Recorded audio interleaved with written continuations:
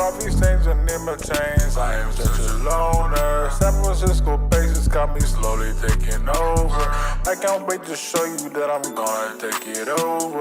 Lico, beast mode, Lico, beast mode, Lico, beast mode, Lico, beast mode, Lico, beast mode, Lico, beast mode, Lico, beast mode, Lico, beast mode. This is not a main thing, really I'm a coder. Coffee stains and name chains, I am such a loner. San Francisco bases got me slowly taking over.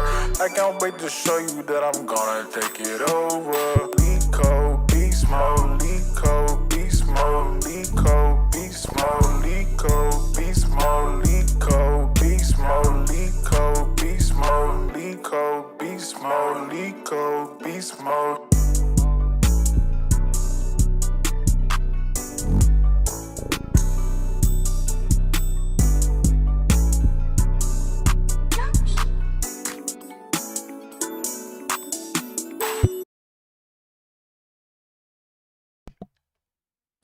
Advent of code, day 8 and 9. Let's see how it goes today. This is pretty much the furthest I've ever gone. I hope I could actually finish all 12 days this year.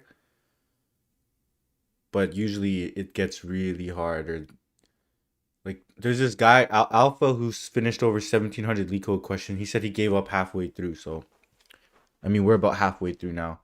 So let me just send this over to the Discord real quick, and then we'll get started on day 8.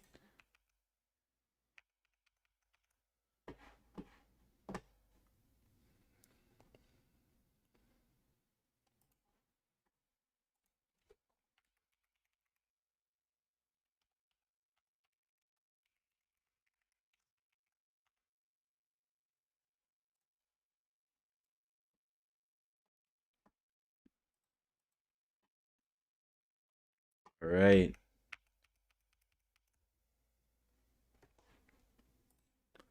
Shrink this up a little bit. Okay. Wait, let me grab some water. And then let's get this.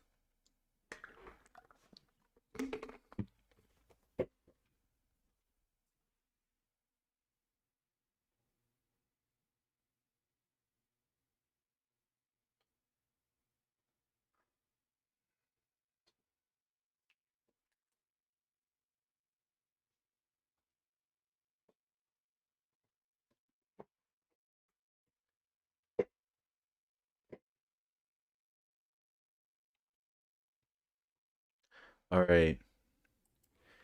Day 8 and oh no, this is, let's see. Let me just load it up. All right, day 8, Advent of Code. We've already finished the first 7 days. If this is your first time tuning in, please like and subscribe. We're going to get into it. We're going to try to get all 12 days this year. So let's get into day 8 right away. Playground. Equipped with a new understanding of teleporter maintenance, you confidently step onto the repaired teleporter pad. You rematerialize on an unfamiliar teleporter pad and find yourself in a vast underground space which contains a giant playground. Across the playground, a group of elves are working on setting up an ambitious Christmas decoration project. Through careful rigging, they have suspended a large number of small electrical junction boxes. Yo, Alpha, what up? Yo, I might need your help for this. You should try this out. Day 8 might actually be difficult. But I appreciate you. Their plan is to connect the junction boxes with long strings of light.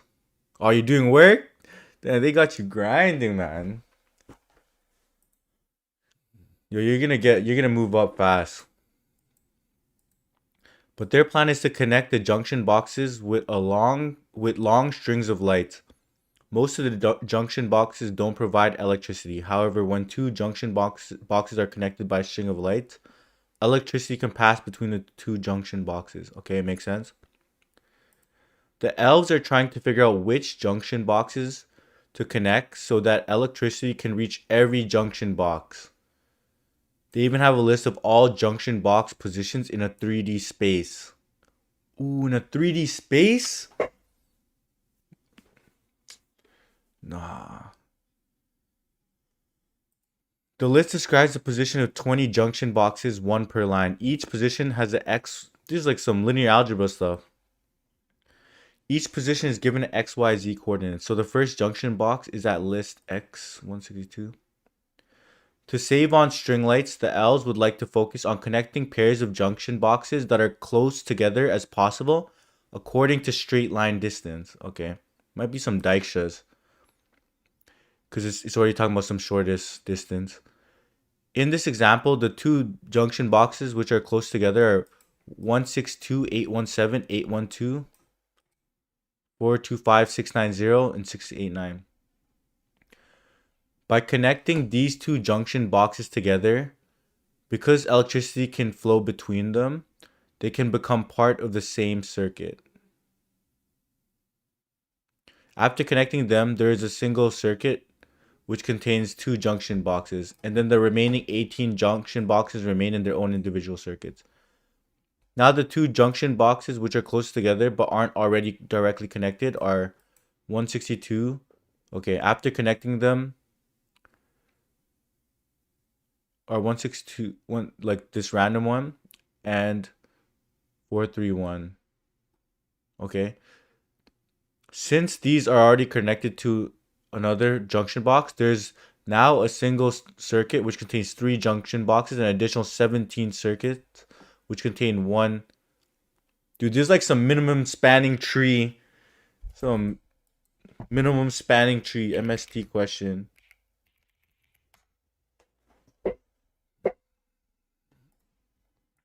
Either like a Dijkstra's or a minimum spanning tree, where we just try to connect all the ones that are closest to each other and just keep doing that until all of them are connected. The next two junction boxes to connect are these two. After connecting them, there is a circuit. Okay. The next two junction boxes are 431 and 425.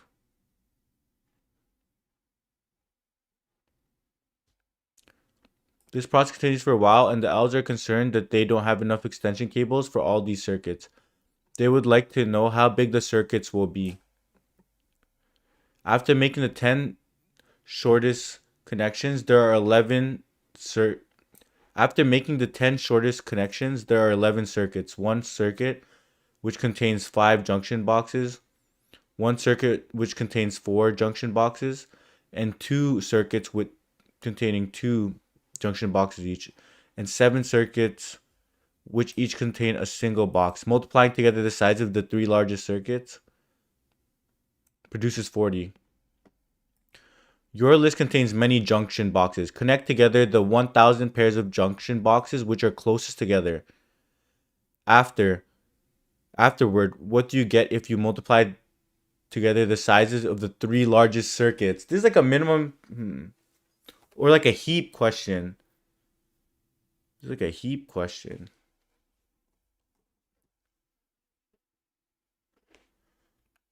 See the puzzle input. Okay.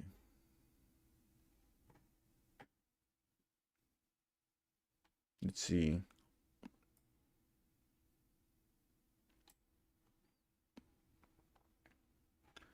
I might have to bring out Excalijaw. But like we just have like a bunch. The way I'm thinking about this first question is, suppose we just have a bunch of points on the map. The algorithm says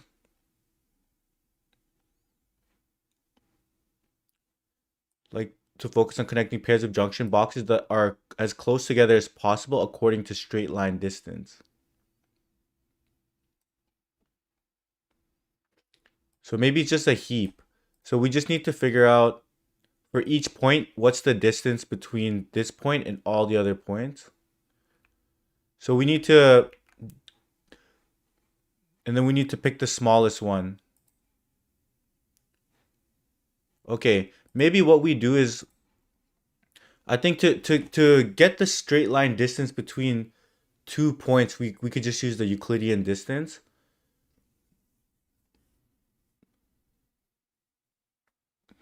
Yeah, we can use the Euclidean distance formula to get the distance between two different points. And then we could just do that for every single point. So with every single point, we see the distance between these points, these points, these points, these points. And then we do that for every single point, and then just throw them in the heap. And then we just pop up the two smallest ones and then connect them. And then once we connected them, we can put them in some sort of scene set to just know that we've seen, like, that those two are already in a circuit.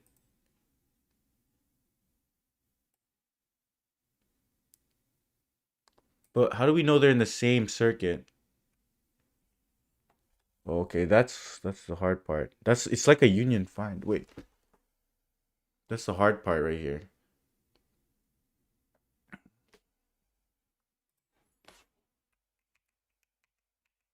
Yeah, it's sort of like a union find, because we need to know if they're in the same circuit, because once we connect them, that becomes one circuit for the same circuit. After connecting them, there's a single circuit which contains two junction boxes, and the remaining 18 junction box.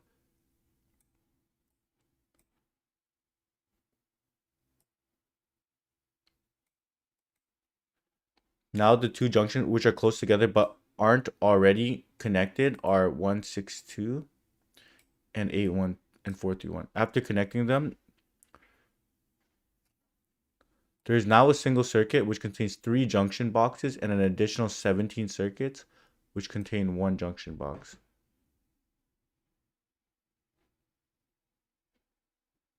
Four, three, one, and 14. Because you...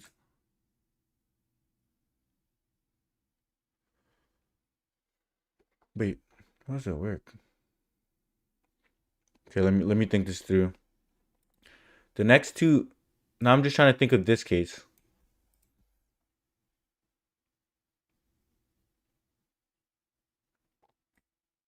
So let's just say. So we have one. Oh,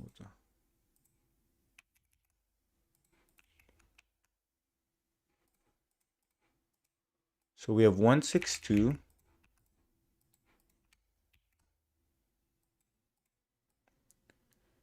We say 162 connects with 425.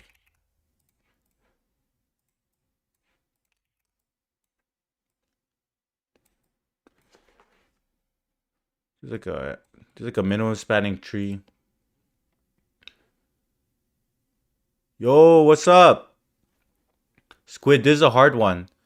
In this example, so they're close together, so we just connect them, right? By connecting these two junction boxes together, because electricity can flow between them, they become of the same circuit. After connecting them, there's a single circuit which contains 2 junction boxes, and the remaining 18 junction boxes remain their own individual circuits. That makes sense. Now we connect 2 junction boxes which are close together but aren't already directly connected. So we have 162, 817, 812. It says the other closest one is 431. So let's do this. So they're not in the same circuit yet. So we go like that. After connecting them, since 162.817 is already connected to another box, it becomes the 3 junction boxes. That makes sense right there. The next 2 junction boxes are 2 like random ones. Okay, that makes sense, right? So like 2 other random ones connect to each other because they're the shortest. Dude, this is like a union find type question, honestly. Because now these connect, but we're just like unioning based on the minimal. After connecting them, there is a circuit containing 3. Okay. The next two junction boxes are 4-3 are this one and 4-2-5. So we just need to so we have 4-3 1 and 4-2-5, right? But because these two boxes were already in the same circuit, then we don't connect them. So like, do we not connect them there, or do we still connect them? Does it even matter?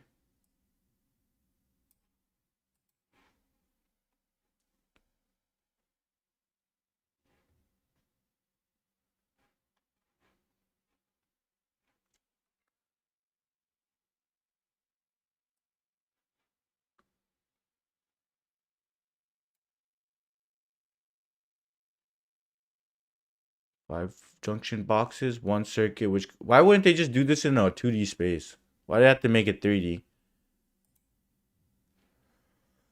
So now, like, this is where I want to get a clarifying question. This process continues for a while, or like, do we make this connection or not? I mean, I could probably try to code it if we make that connection.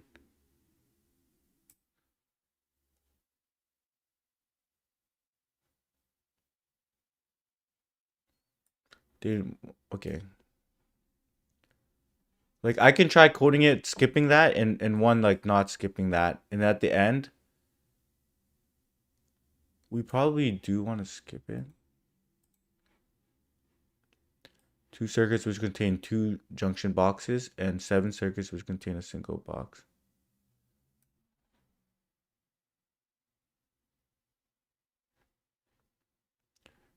Okay. I mean, I guess we just have to get into we just gotta straight code it. But the thing that I'm just wondering right now is if they're already in the same circuit, do we connect them? Because if we don't want to connect them if they're already in the same circuit, then we have to do like some sort of union find. That's pretty much it. But I think what we need to do first, what we need to do, yo Caesar, what's up? What we need to do first is just generate the distance between every 2 point and then like throw them in the heap. And then like once we have a heap, we just start connecting like the ones that are close together. But we have to use the Euclidean distance between the 2 points to find like the distance between the 2 points in the 3D space. Straight line distance. Is it gonna give us this? Oh yeah, it literally gives us. Yeah, it just says what happens if it's a 3D space? Yeah, it's just this operation right there.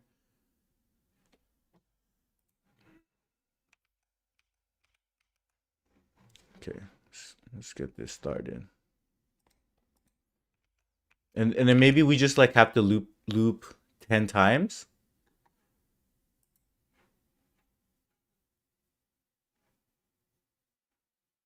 And then like perform a DFS or something. Like once we make all the connections, we just make like we just make a connection based on what's shortest, and then we'll just DFS on every single node and just figure out the number of connected components essentially and return that. So that's part one. Let's see. Ramen, what up? Ramen, have you tried this question yet?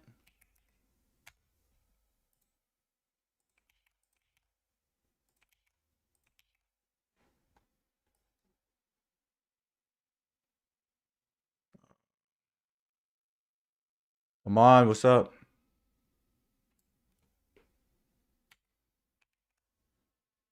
Yeah, it's perfectly fine, man. Good thing it's only 12 days this year, so if if you fall behind, you can easily catch up.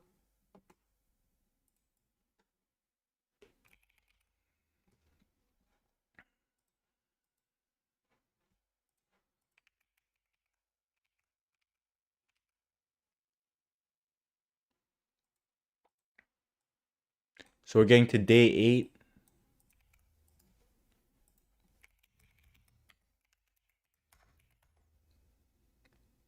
CD day 8, 3, part 1. For line in. So we're gonna have to split it. And we'll say for we're gonna have our points.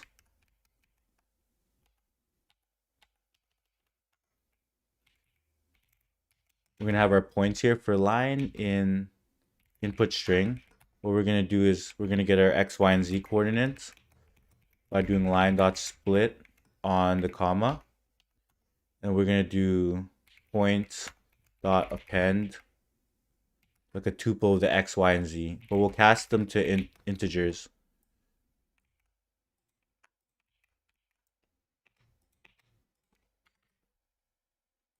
X, Y.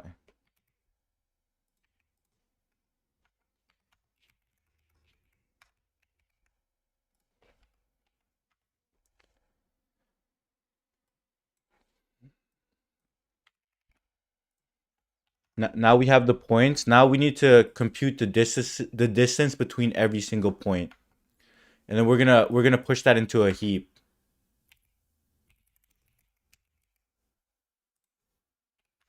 For x for p1 x, p1 y, p1 z in range length of points.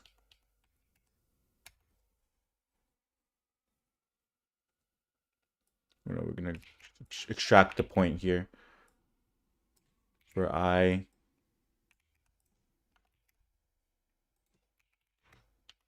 We're gonna do a double for loop to compare the distances between every single one.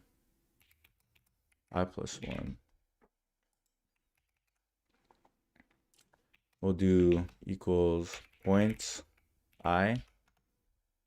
Go with this. P2, P2.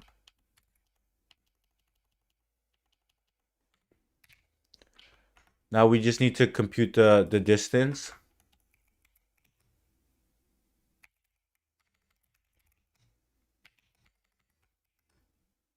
P1. We need to compute the distance between the 2 points. Yeah, I guess we don't really need to extract this. We can just go like this.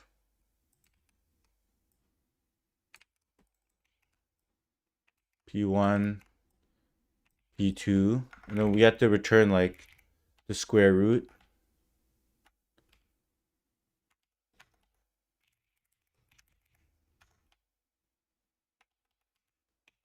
Math dot square root of like all these points, the distance between all these points added up. So distance between P1, this.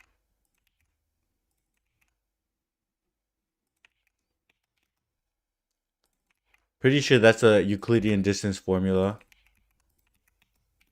But they give it to us right there, so we can just verify. Oh, we got a square root. Or yeah. Or not square root. We gotta take it to the power of 2. But P1 minus Q2. P1.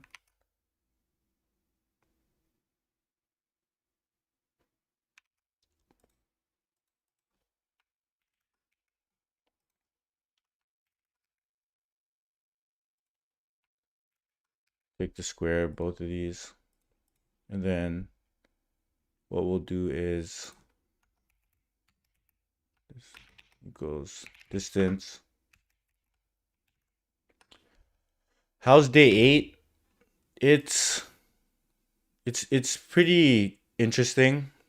So we're given a bunch of points in a 3D space, and then we just need to start connecting we're essentially given points in a 3D space, and we need to connect the points that are closest to each other, like 10 or 1,000 times. Like we have to do it for the first 1,000. And then like one thing I'm not sure about, it does mention this a little bit, is if they're already in the same circuit, if and they're like the next closest, do we want to connect them? Because if we don't want to connect them, then we need to do some sort of union find to know that they're part of the same circuit, and then like move on to the next one. So that's so I'm just implementing right now. Yeah, I think it might be like a union find, but I don't know yet for sure, because we might just connect all the small ones. But once we connect like the first 1,000, I think all we need to do is like a DFS to find a DFS on every single node to find all of the connected components, and it's essentially like just finding the number of connected components. It's a lot of more code than some of the other ones. Advent of code is just a challenge where they just like every day before Christmas they drop a new coding challenge, and it's like sponsored by Jane Street and a bunch of hedge funds. Yeah, you determine, Paul, essentially what you do is you look for you just follow this algorithm. You start off by looking for the first two boxes that are closest together by straight line distance, and then you connect them, and then they form a circuit. And then after, you take the next two ones that are close together, and then you connect them, and you form a circuit, right? The part where I'm confused is it says the next two boxes are like they're already part of the same circuit, and it says because these two junction boxes are already in the same circuit, nothing happens. But does that mean like we skip over it, or do we still connect it and like it just doesn't form a new circuit? Dude, that's crazy in Rust. Okay, maybe like I think maybe the follow up they're gonna be like don't connect it if they're already in the same circuit, and then we have to modify our algorithm for like a union find. But yeah, that's what I'm implementing so far right now.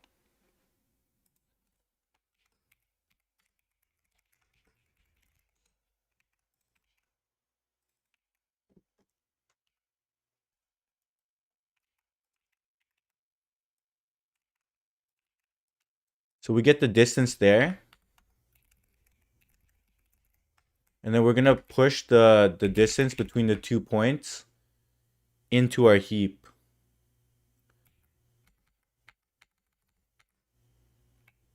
Um, dist points. Damn, I haven't used the heap in a while, but I think you just do dist points, and then the first parameter is actually the distance, and then we could just put the 2 points.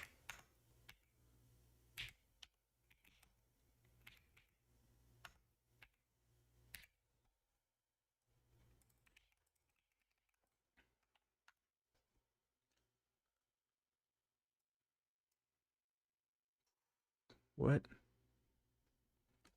Wait.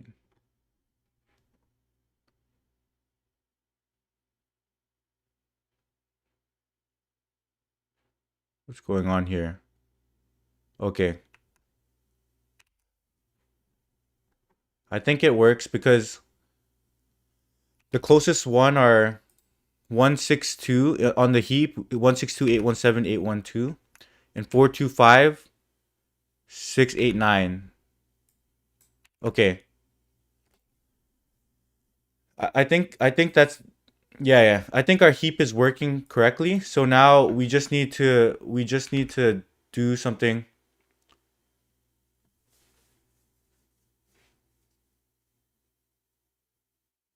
I don't know if I have to do union find yet, but we'll see. Because what I can do is just like run it for X amount of times. So it told me to we just need to run it after making. So I'm gonna loop for 10 times and then see if I get the same result.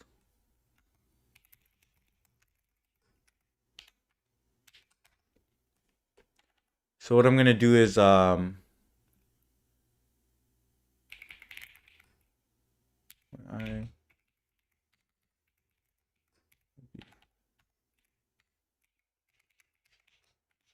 neighbors. So I'll add it to a neighbors array when I connect them. Point A and point B equals heap q dot heap pop, and I'll just pass this points, right? Then I'll put neighbors dot append point A, point B, something like that. Yo, what's up, man? When's the next time I'm hosting a Q&A? We can do some after. What's your questions?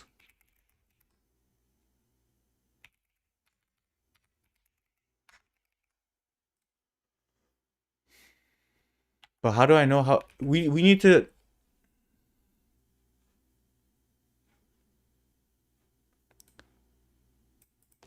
like we're gonna do a DFS at the end.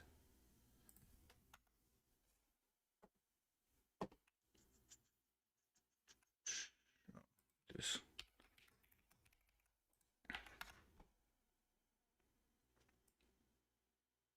So now we have our neighbors. We know all the neighbors.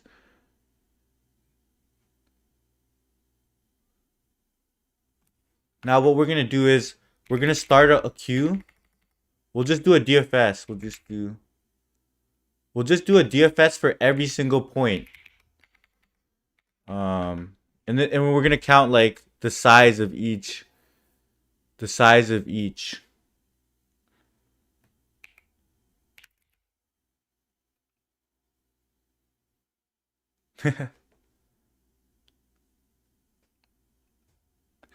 Size.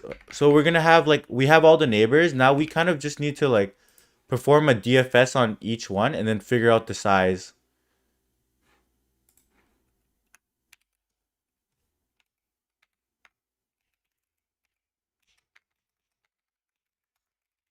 And then we're also gonna have like a scene set. And then what we're gonna do is for point in points, we're gonna do some work.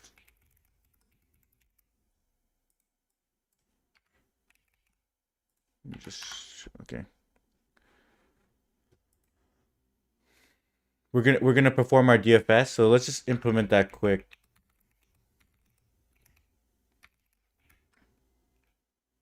We're gonna be given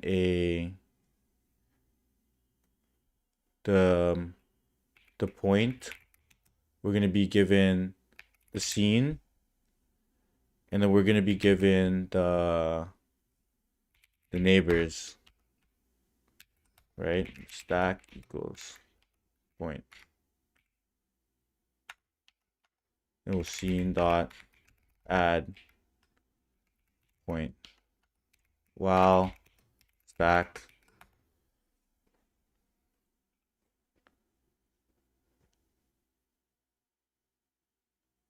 okay, yeah, we can get through that. You have good experience because you've worked at Synopsis, which is pretty well regarded. Where do you live?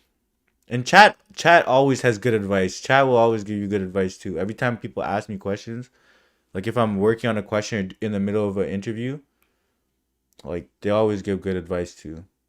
But it's pretty good. It's performance review season, so we'll see how it turns out for me.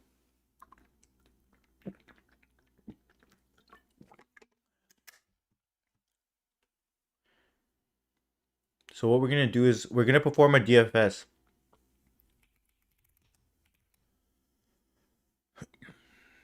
Stack.pop.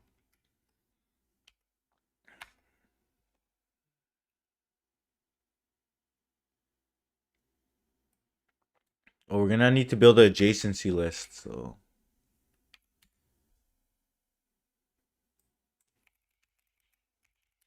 default list. If neighbors of point A dot append point B, and reverse. So we're building out an adjacency list.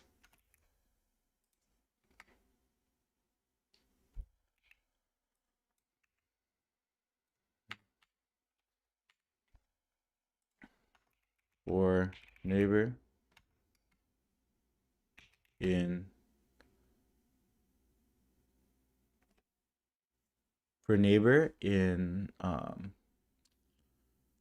naives of the point if neighbor is in scene, continue. Otherwise, stack dot append and size is 1. Stack dot append the neighbor, and we'll do scene dot add the neighbor node size plus equals 1. Return the size.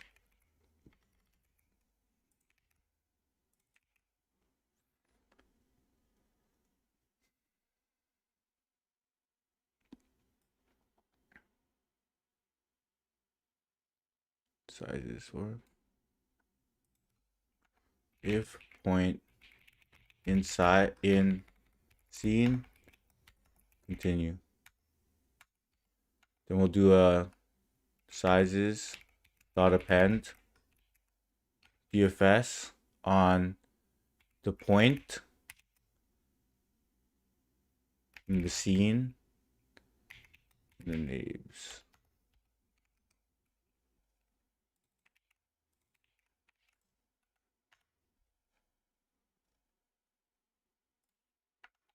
From collections import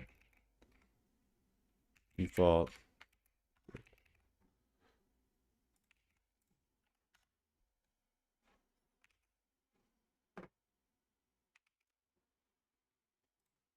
dot sort reverse. I can't believe I still remember this Python syntax.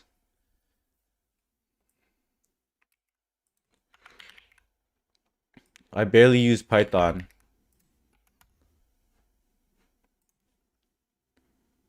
No, we just add up. Okay, so we just add up like we're just gonna add up the last 3.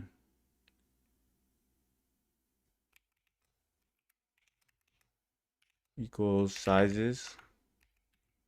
The first 3. Print x plus y plus z. Or multiplied. We have to multiply? All right.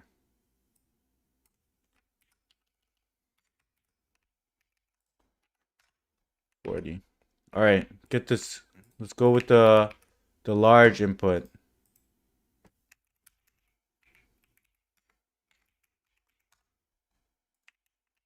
That's a lot of coding.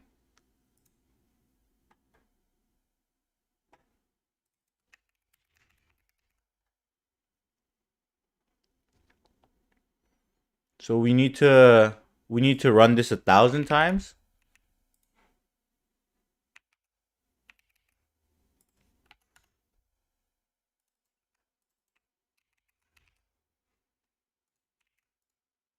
Let's go. First try on the first part. Last year I wouldn't have been able to solve that right on the spot like that.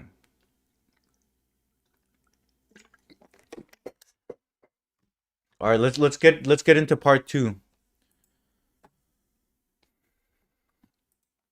The elves were right. They definitely don't have enough extension cables. You'll need to keep connecting junction boxes together until they're all in one large circuit. Continuing the above example, the first connection which causes all the junction boxes to form a single circuit is between the junction boxes at these ones. The elves continuing the above, the first connection which causes all of the junction boxes to form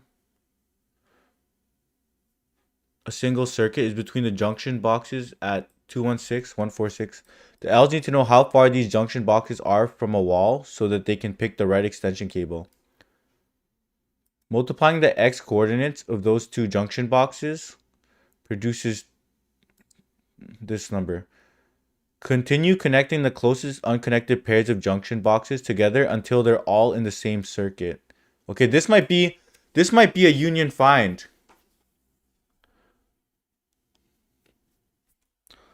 Paul, what do you mean? We had to do like 5 different patterns just to get that working. You're too cracked if you think that's easy. That's at least a medium.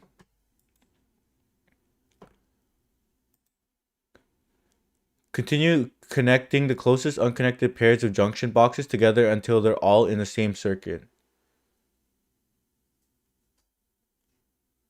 What do you get if the last two junction points you need to connect? Okay, wait, let's read this again.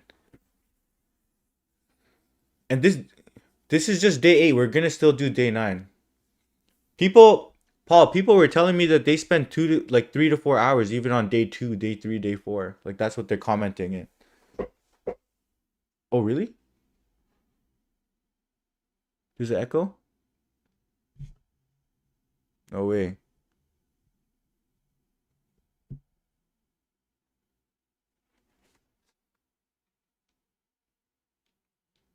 Y'all hearing an echo? Test, test.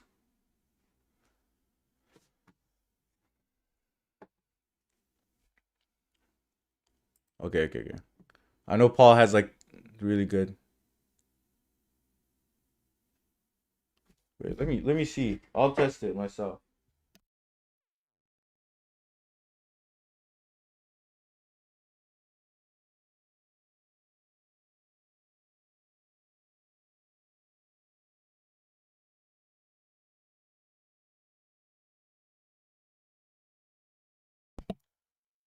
Wait, there's no echo.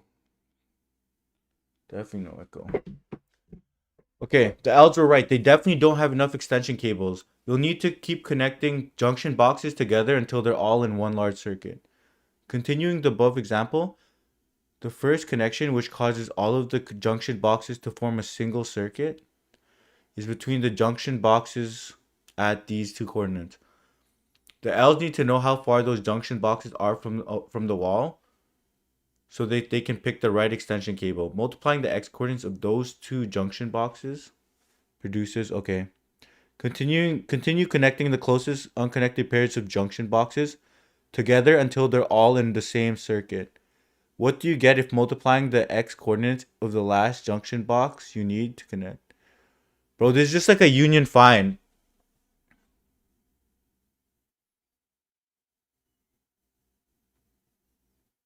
Okay. Let me see if I can pull a union find out of nowhere.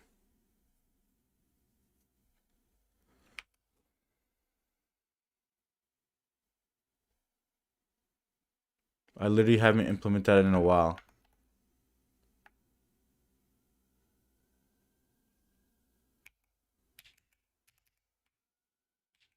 Class. Union find. Union. Self.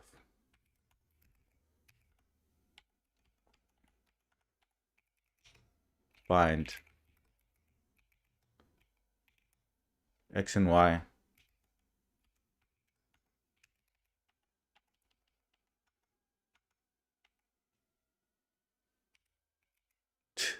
No problem.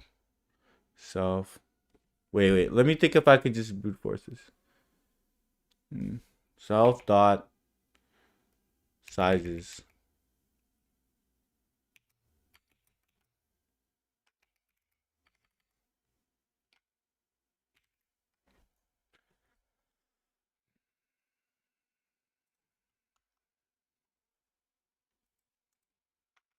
Self dot.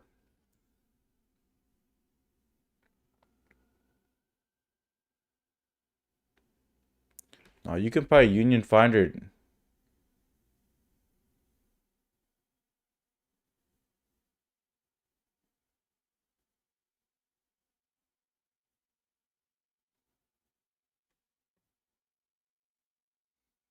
Or do like, wait. Because when I connect 2 points, right? Oh, man. When I connect 2 points, I need to like check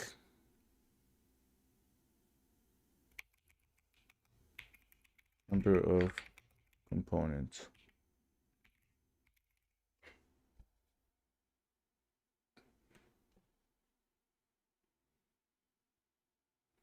So when you connect two points, we just need to check the number of components, and it needs to decrease. So maybe we can start at like 1,000,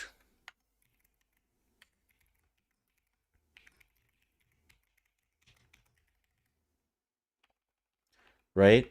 And then we just need to check when we do the union, if it returns a false, if it returns a true, that means we made a join. If it returns a false, that means that we did like they're already connected. So if it returns true, we decrement, and the moment we get to the first 1,000, we know point A and point B. We just multiply that and print out that result. So we don't need to do this extra part right here.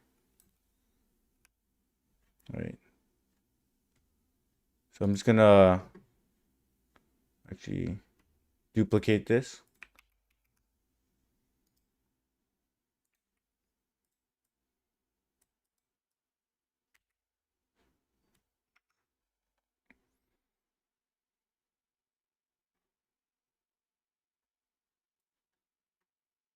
So we can kind of remove this DFS probably. So we're gonna do a union and a find. Self dot parent.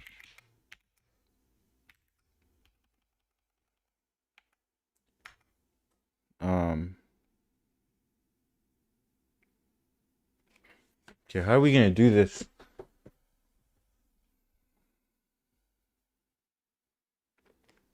Okay.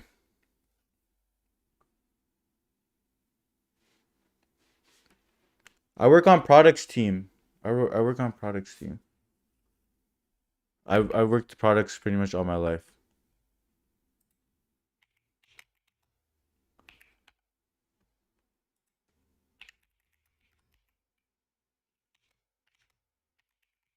Find x parent y equals self find y.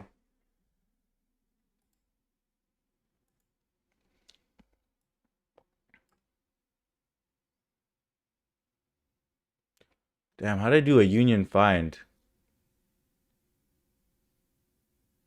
First, I need to find the parent,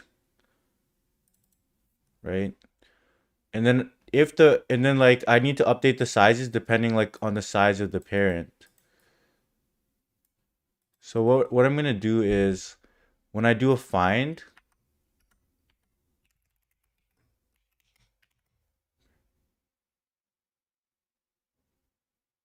if x if x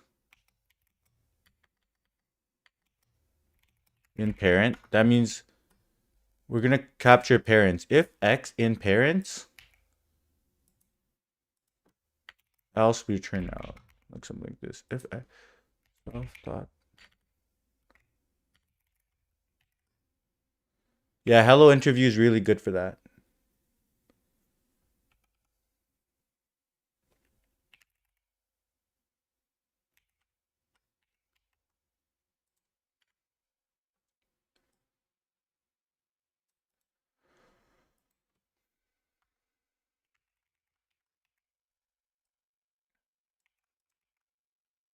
Self dot find parent y.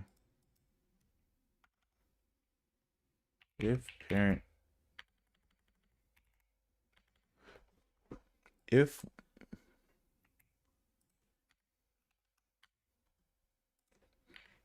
so I'm gonna find the parent.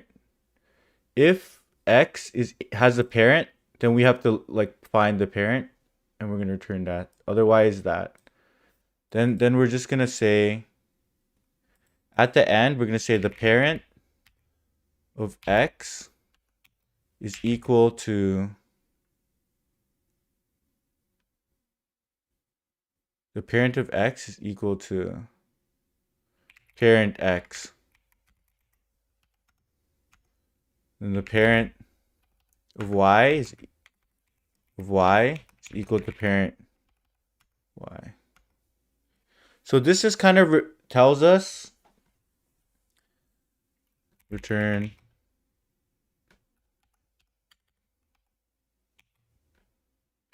if these are equal.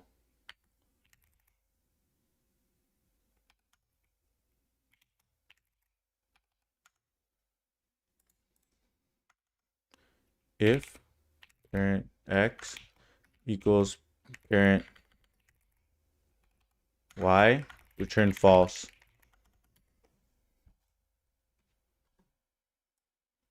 Then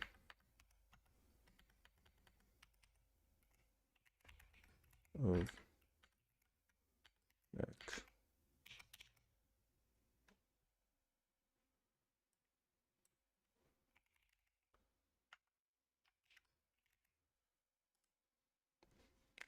Union find, it's finding like it's like these are the 2 points. It's connecting the 2 points, right?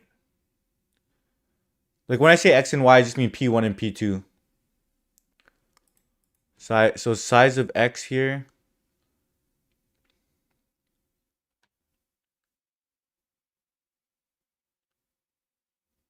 Yeah, I'm gonna connect that here. Sizes of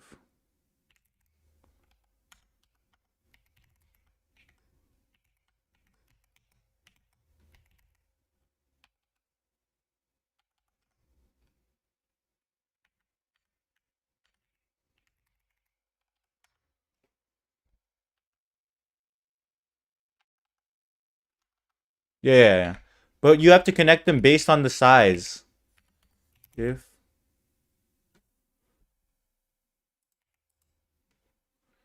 the size of x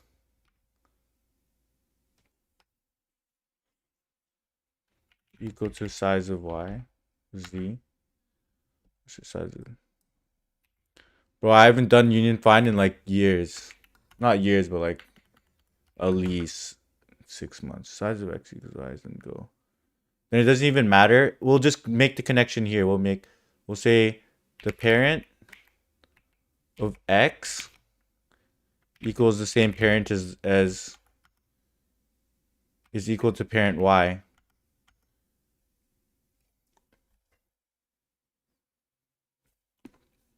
Then we'll say sizes. Wait, did I delete? Okay, sizes of parent sizes of parent x plus equals 1. This is probably like not even correct, or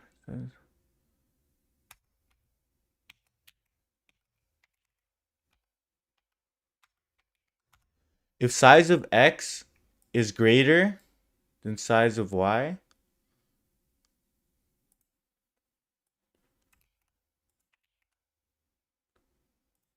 dude, we could just do something creative.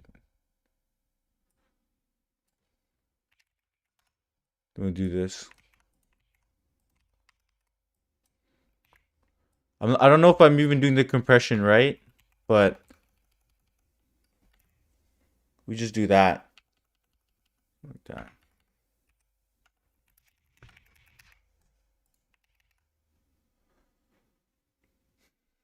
I'll look over this in a sec.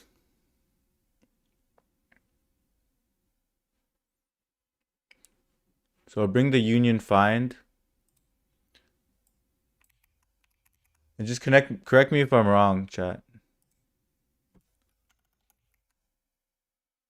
I think that's the gist of it, but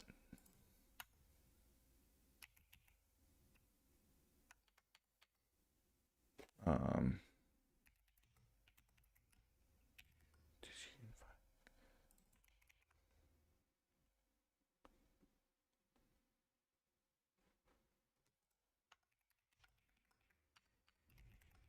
it's not even syntax right here.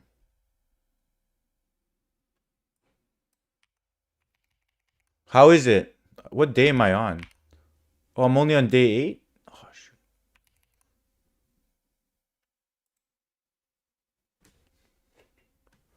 Yeah.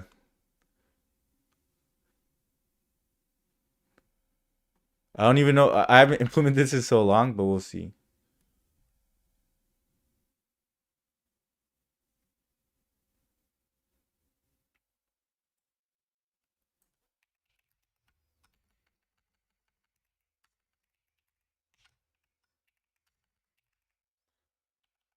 UQ. Well, distance points. If, or what we're gonna do is like we're gonna do a union.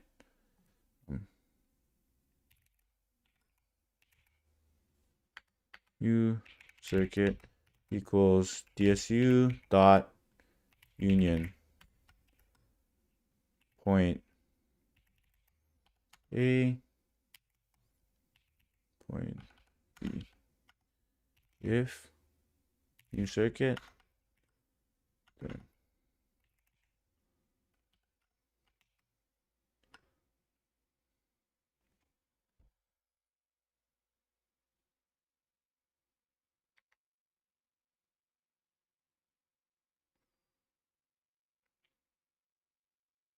we kind of have to make like 1,000 connections or 999 connections. Or like largest size. The largest size has to kind of.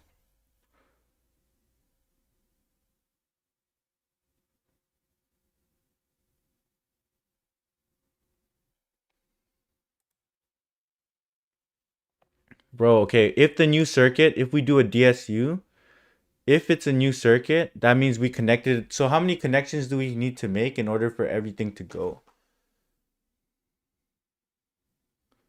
I feel like it's like 999 or something. Or 1,000. Right? So if we have 10, or let's just go with a small example. We have 3. We go 1, 2, 3. Or just N, isn't it? So if we had 4, these already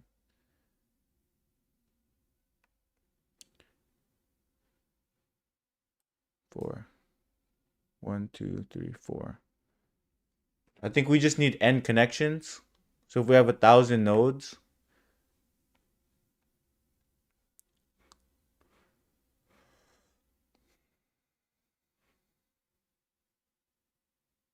yeah, you're right. You're right. You're right.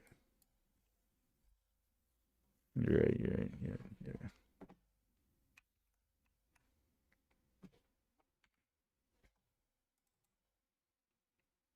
So let's start with the.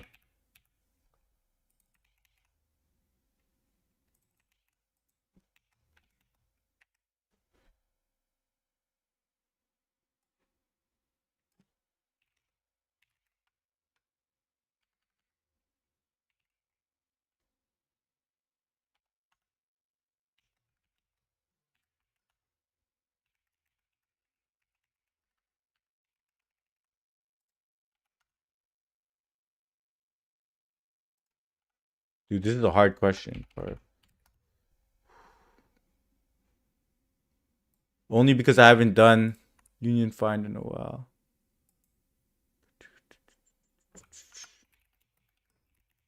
What?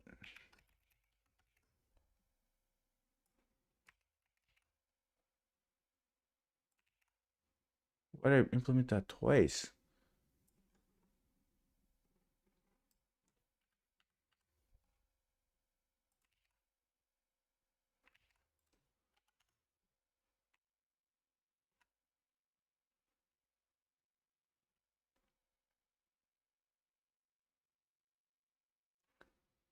Self parent x dot find missing one positional argument.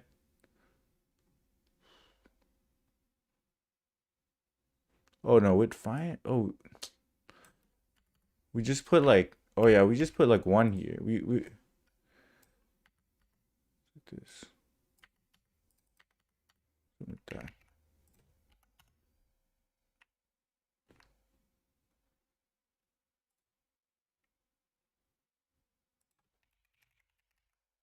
Like that.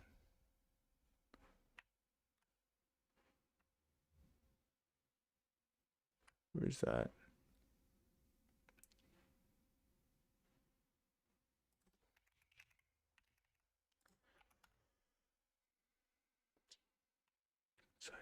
Yeah.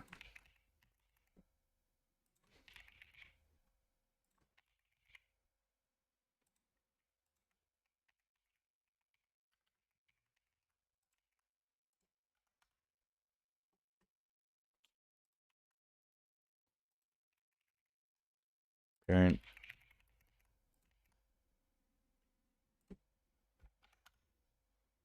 What? Where is this?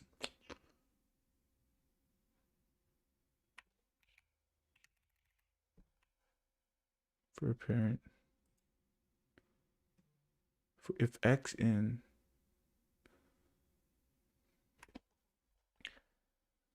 self-defined parent X. Oh my god. Woo! Recursion to the max.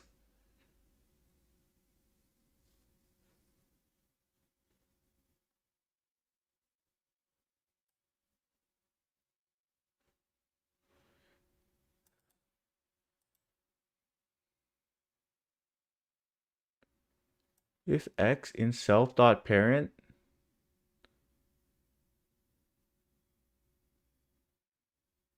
If it has a parent.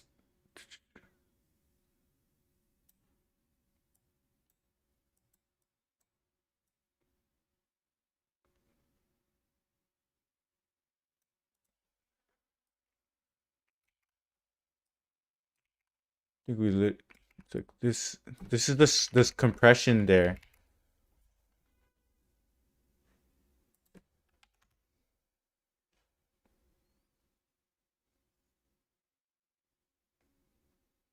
Size can go up by greater than 1. What do you mean size can go up by greater than 1?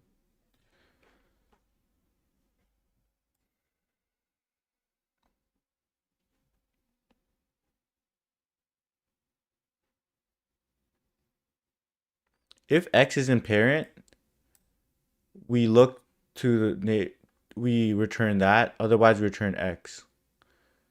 So like if it's not in there before, it just has its own parent.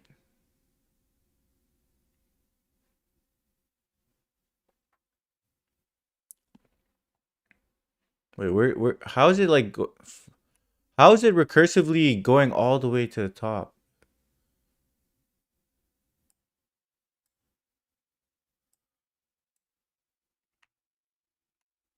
Like where's my why am I getting a stack overflow? Wait, or recursion depth exceeded.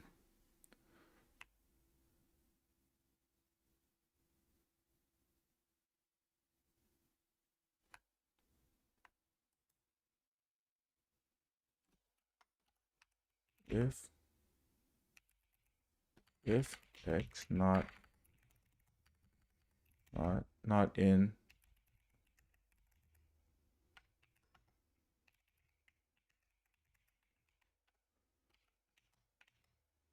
I'll make it itself. Isn't that what you're supposed to do?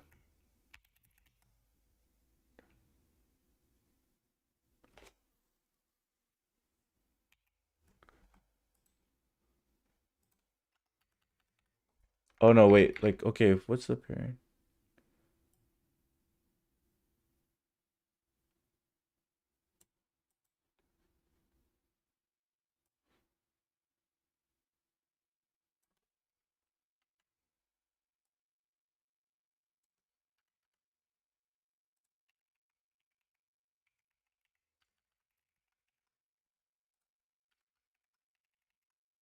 Oh no.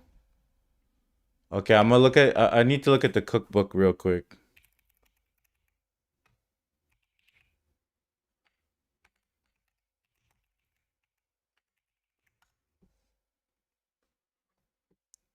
I want. find the root of the element.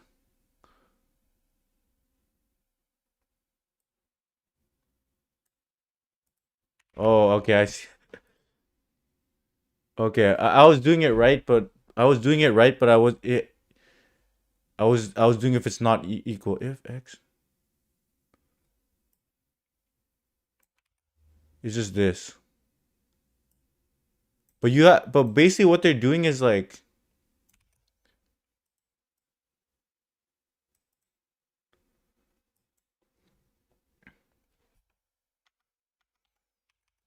if. Now I just need to implement this last part. Like this. It's a small variation. Because I didn't want to initialize the DSU with all of the points. If the parent,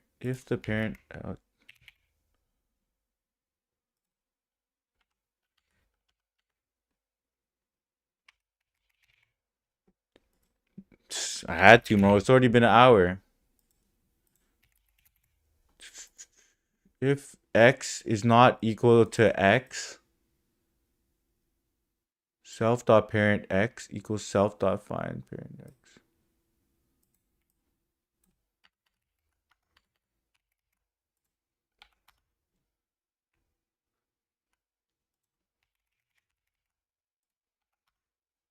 Done. Okay.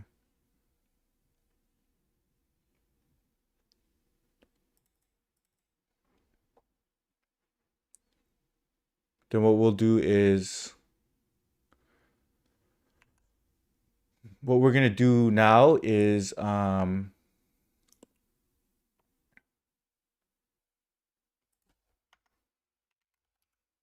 print point A and point B. Then we'll print the x coordinate.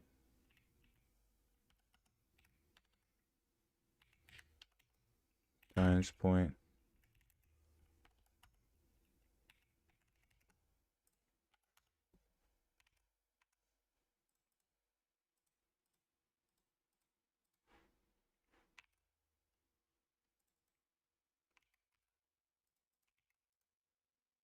What? Too high.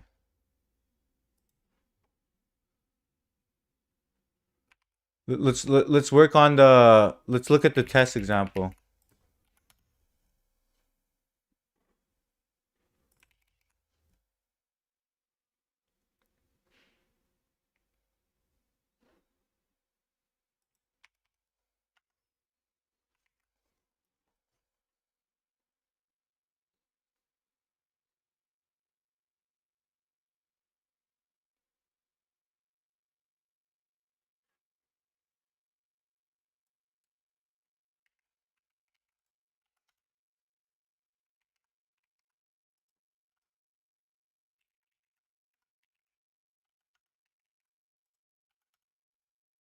Oh wait.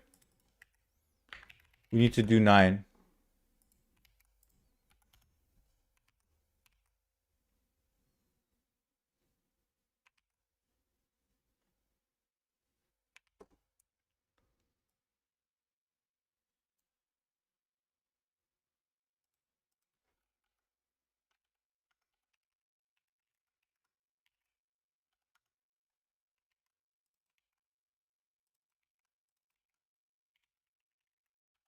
I don't think we even need to. Oh, okay. I think I know a way we can just.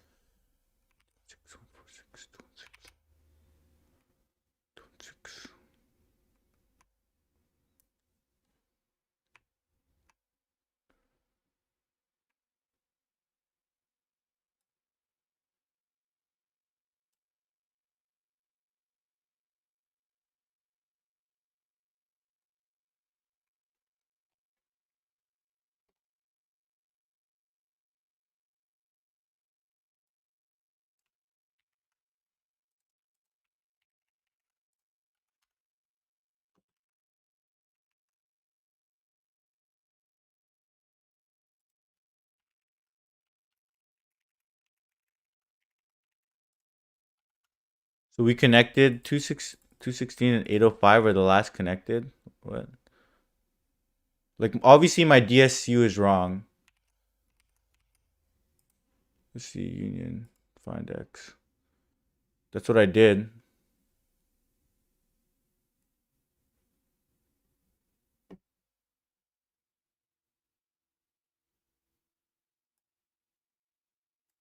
Let me copy and paste this part.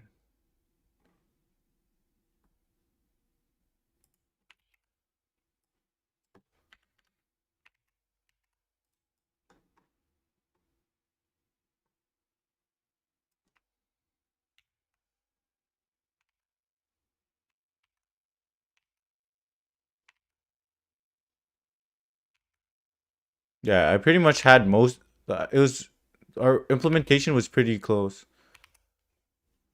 But I think maybe the one thing I didn't do is just initialize it properly.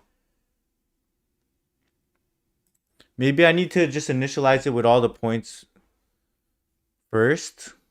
But let me try this.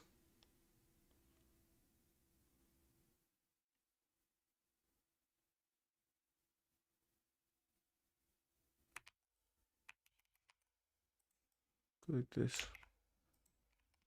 If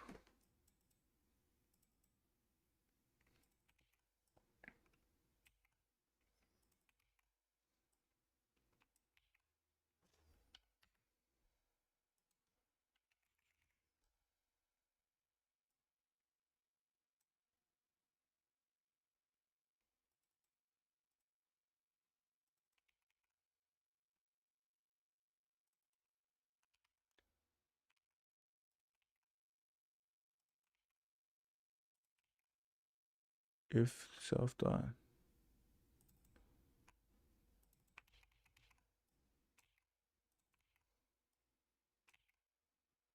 parent.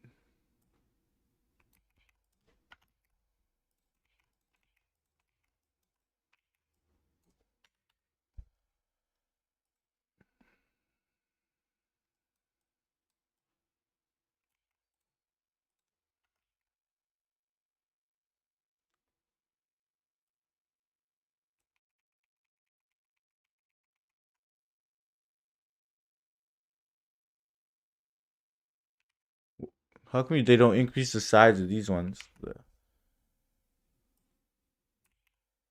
I need to review my union find.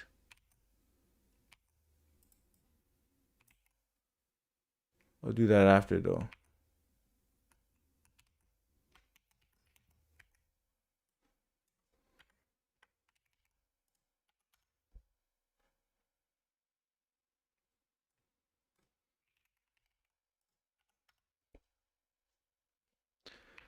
$216 and $117.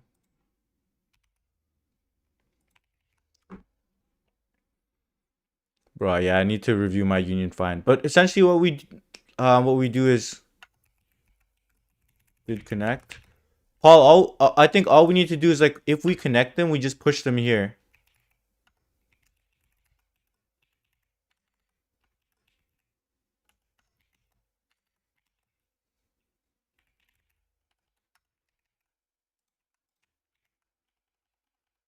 And then we do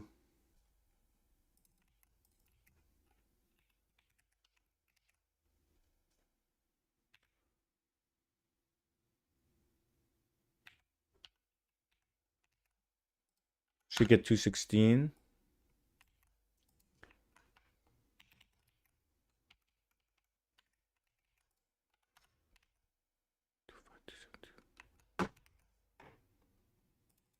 Yeah, it's just like my union find implementation was just cooked. Other than that, woo! All right.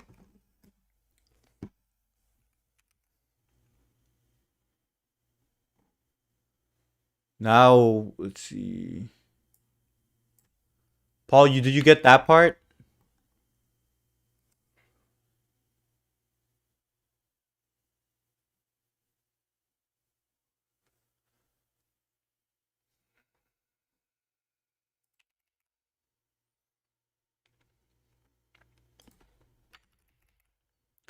Okay. Now that's pretty much what we need. That's pretty much day 8. The only thing that I probably need, like as a reflection, I probably need to go study Union Find and make sure that I never forget that algo. That's kind of like my debrief right there. But I think like our intuition was good and we figured out what we needed to do. And we were able to solve it. Just like the implementation detail, we messed it up a bit. Make sure we never forget how to implement Union Find. It seems easy because it's such a small algo, but like realistically, it's pretty hard to implement. But all right, let's move on to the next day. It's already 10. It's crazy.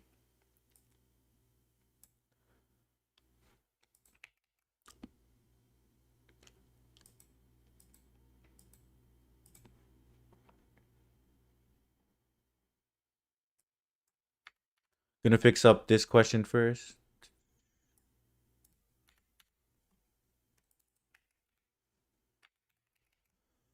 I ended up having to do a union find anyways. Is crazy work. Okay, sizes DFS.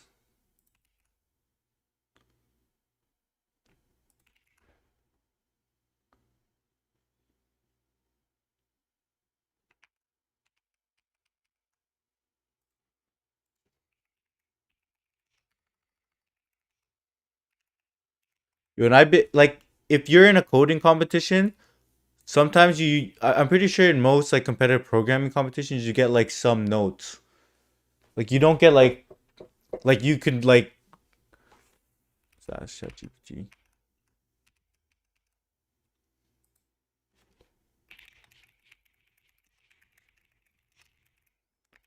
Can you bring notes?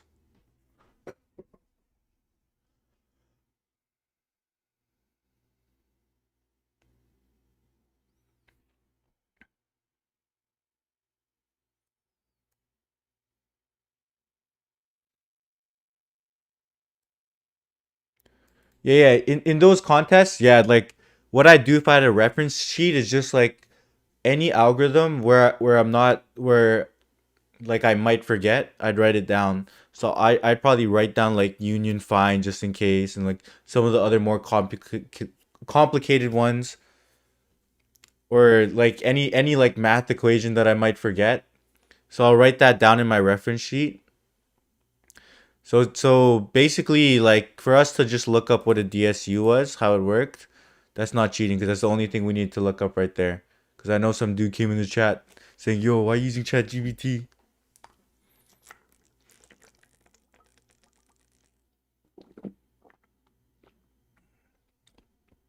Yeah, like if I was actively like practicing Union Find, then yeah. Woo. Okay, dude. Let's see if we can actually get day 9. Somebody came in the chat saying day 9 was difficult. Then I need to sleep for work. Paul, I might be in the office on Wednesday.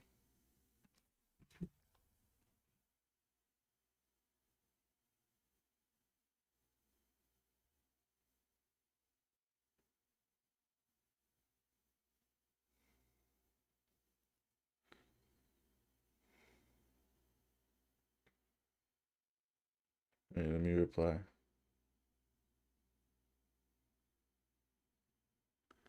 Okay, yeah, I might be in team lunch cook time as well. Okay, okay, okay. Sounds good, bro.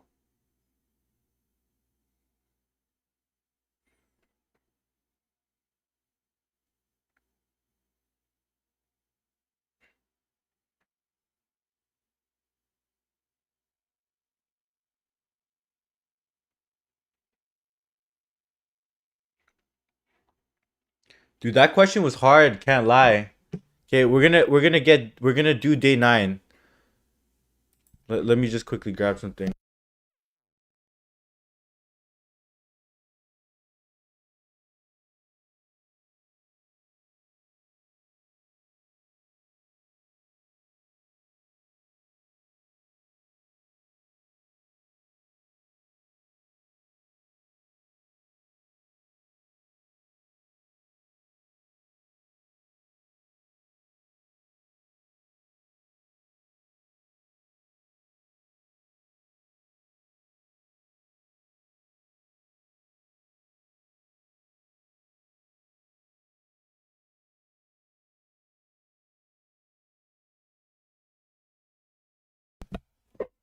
All right.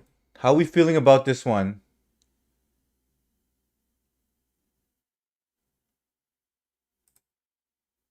You think we can get it today? All right. Let's see. Ready, set. All right. Day 9 of advent of code. Day 8 was pretty hard, but we were able to solve it. So we're gonna get into day 9 right now. Yeah. Like and subscribe. Let's get this work. Day 9, movie theater. You slide down the fire pole in the corner of the playground and land in the North Pole.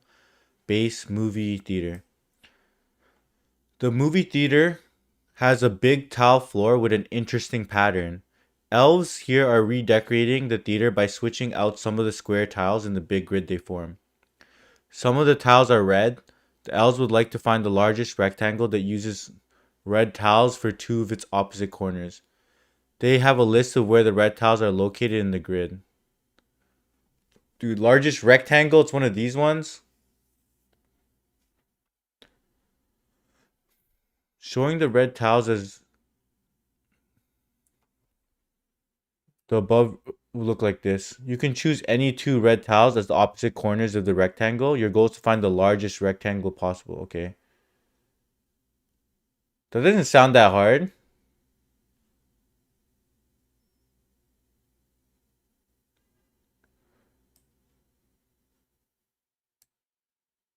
Showing 0 with area of 24. Or you can make a rectangle with area 35 between 7 and 1.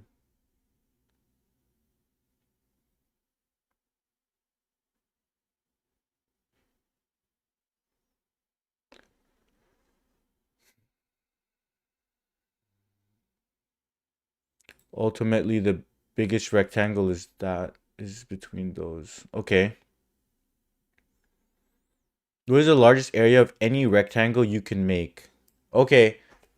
Doesn't seem that hard. I think we kind of just need to loop through every single point and then just figure out the size of the rectangle that you can make between any of them.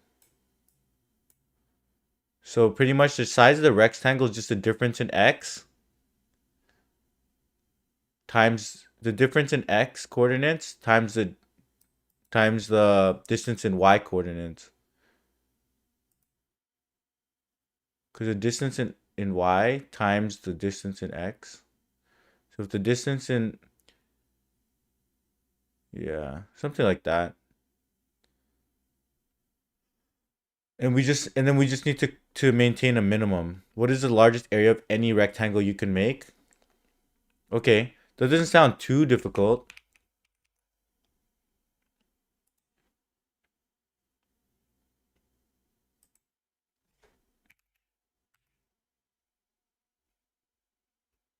What do y'all think? We just do like a very basic double for loop and maintain the minimum value we find.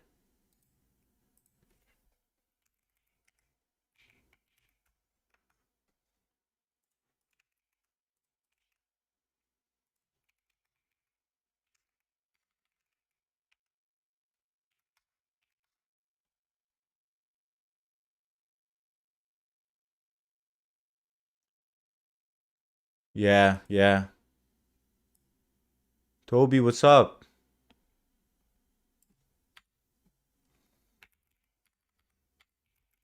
Have you already done these questions too?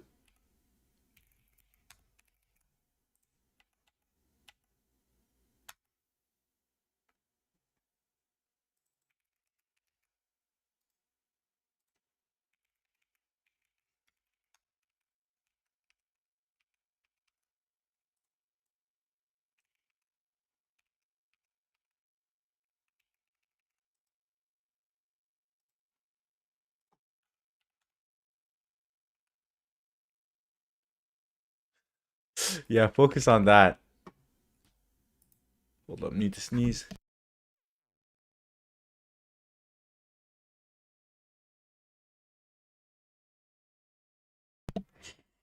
What's complaining? No such file directory is test.txt?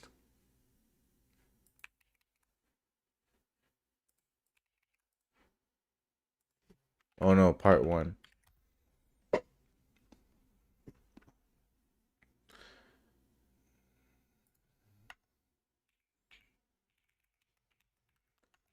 For line 4 point in for point in input string, we're gonna do x y equals point dot split. Then we're gonna do point dot append int x int of y. Now we have all the points. Now that we have all the points, what's the next thing to do? Now we just need to like compare the rectangle that we can make out of them. So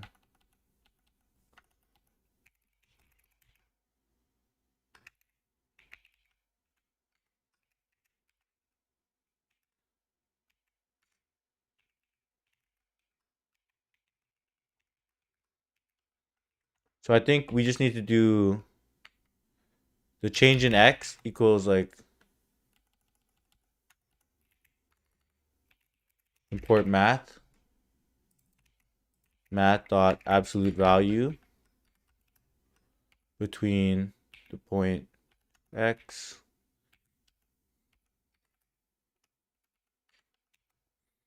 minus the point y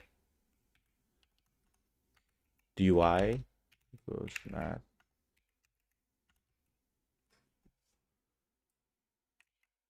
So we're just seeing the difference between the change in x over the change in y.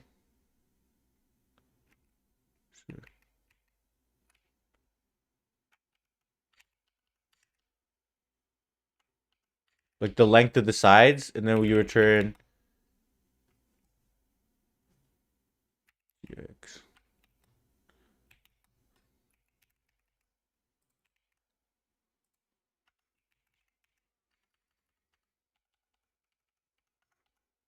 Max size plus float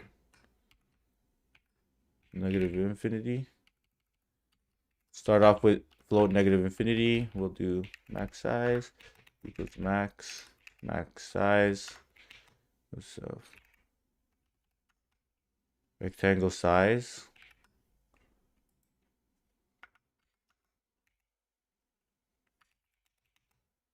Range.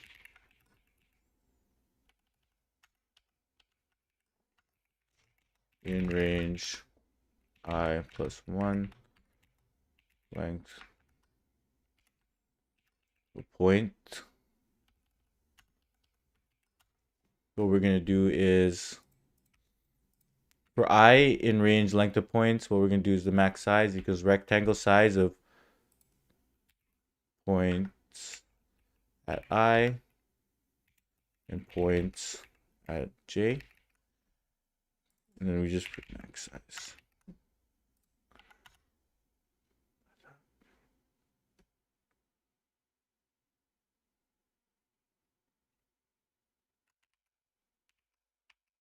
Let me just look up absolute value in Python.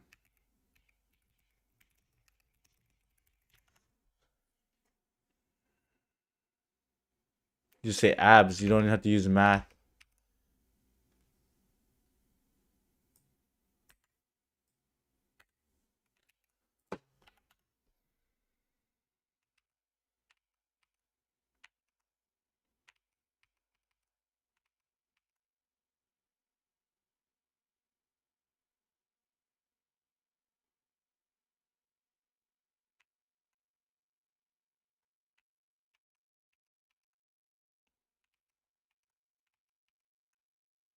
Just the answer.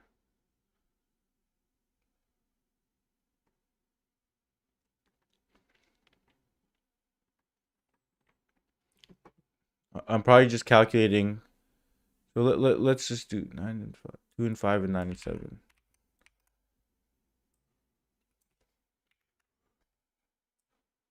Just my calculation is probably wrong here.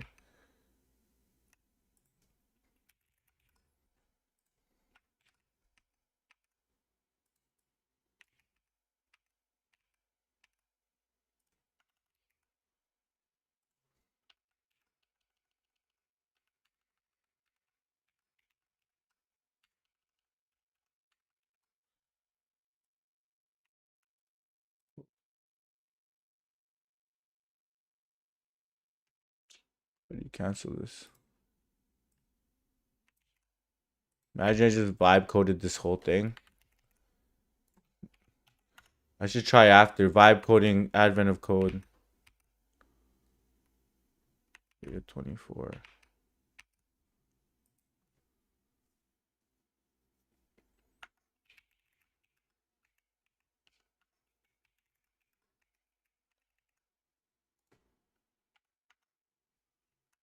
Two and 9.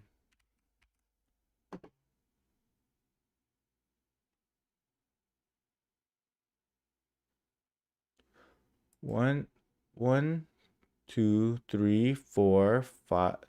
1, 2, 3, 4, 5, 6, 7.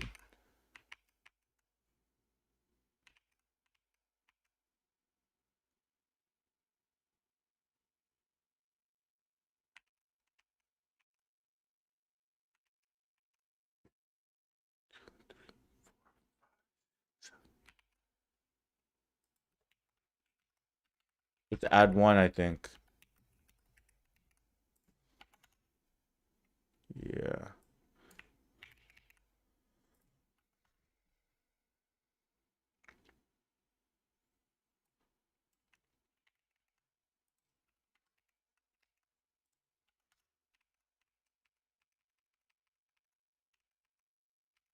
Yeah.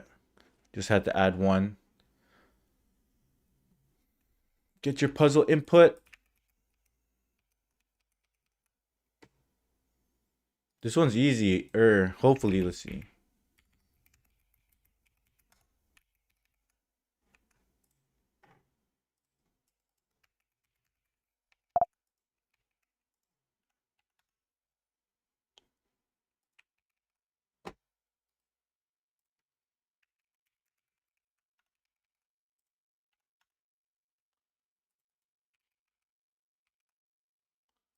Please, please. Let's go. Easy.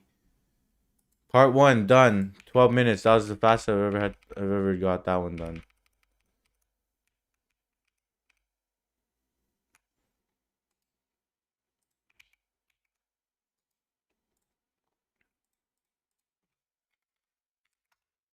All right. Part 2. Someone came in the chat saying this was really hard.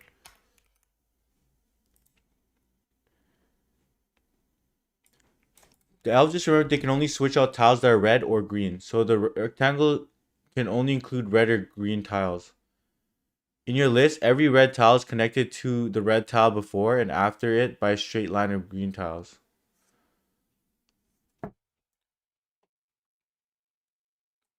The list wraps, so the first red tile is also connected to the last red tile.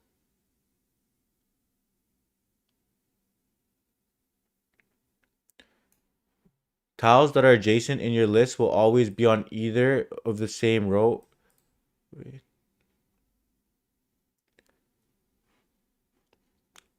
Every red tile is connected to the red tile before and after it by green tiles, okay? The list wraps, so the first red tile is also connected to the last red tile. Tiles that are adjacent in your list will always be on either the same row or the same column. Okay.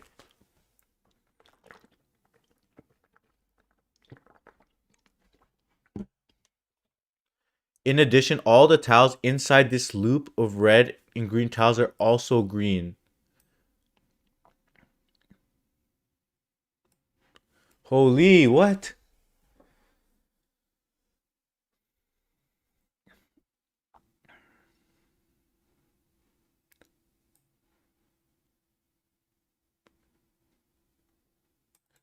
The rectangle you choose still must have red tiles in opposite corners, but any other tiles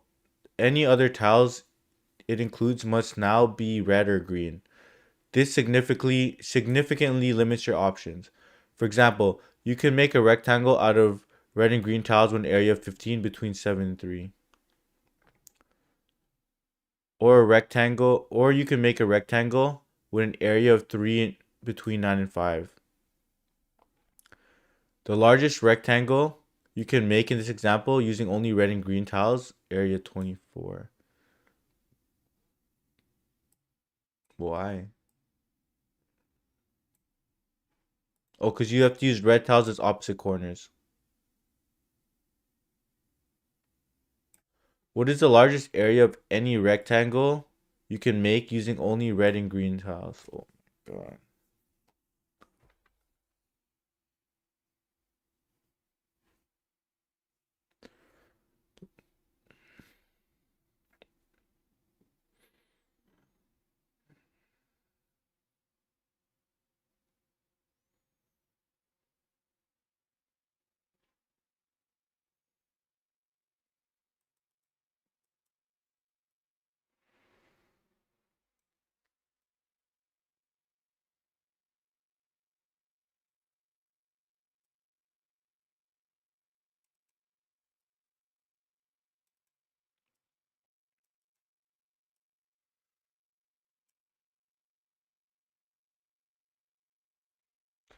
Let me think about this.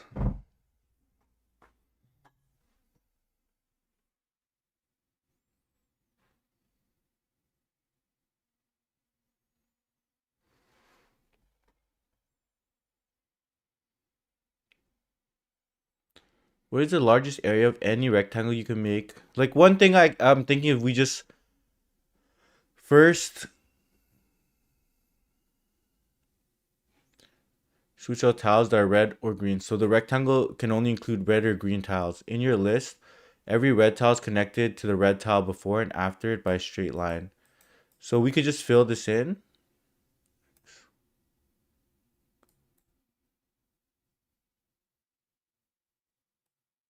X.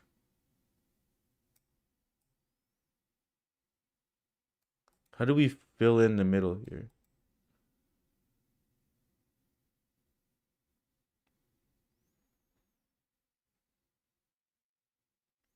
This is interesting. Because what we can do is we can like just simulate all the X's or like figure out all the tile. We're already given the tiles that are red. We can figure out all the ones that are green.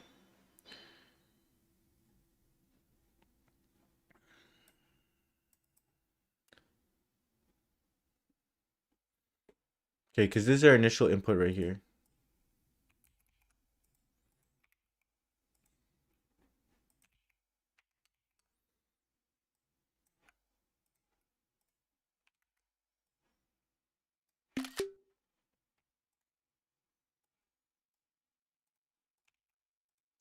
I have an idea for this. Yo, chat, who's still here? So what I can do is like connect, just start connecting them. Yo, cool, what's up? Do you get what's happening here? Just start connecting them like that. And then we just need to figure out how to fill this portion in. What if it's just like a big rectangle like this? Like, what if it's a... Yeah, we fill in the area. Then we just need to like start checking the 2 points between any 2 points, and then check if the we can easily find the corners, and then check it against the set. If both of the corners, if all four corners are colored, if all four corners are colored, then the whole area in the middle is gonna be colored. That's just like what's gonna happen for sure. That's just like the intuition there. So what if we just have like, but now we just need to figure out how to fill it in. What if we just have like a massive? How do we fill it in?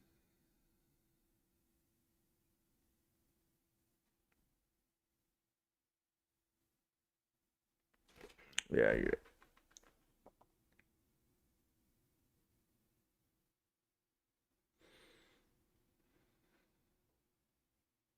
Well, okay, we don't really need to fill it in actually, because we just need to compare. It says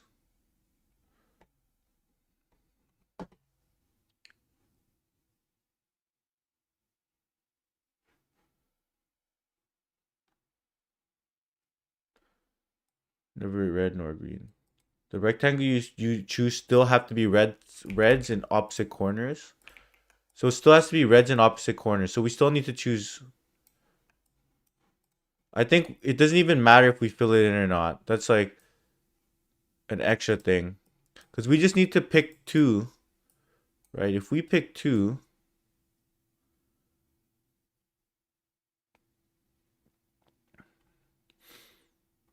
Like what if this was just a dot?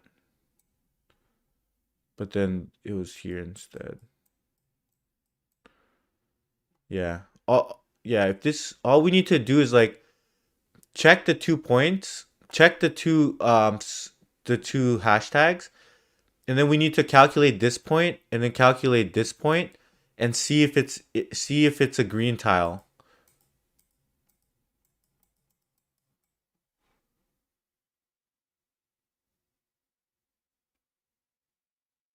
If it's a green tile,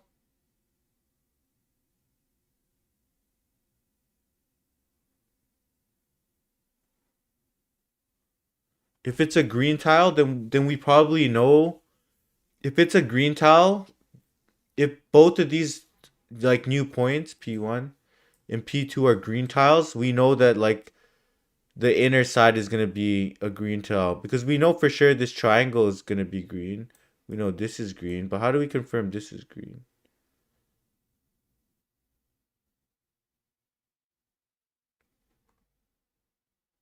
What if it's like crazy?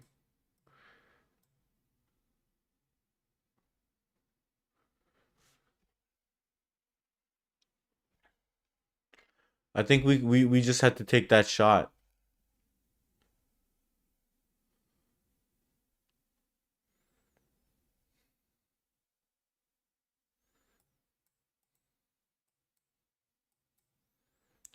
Yeah, if we look at any 2 points,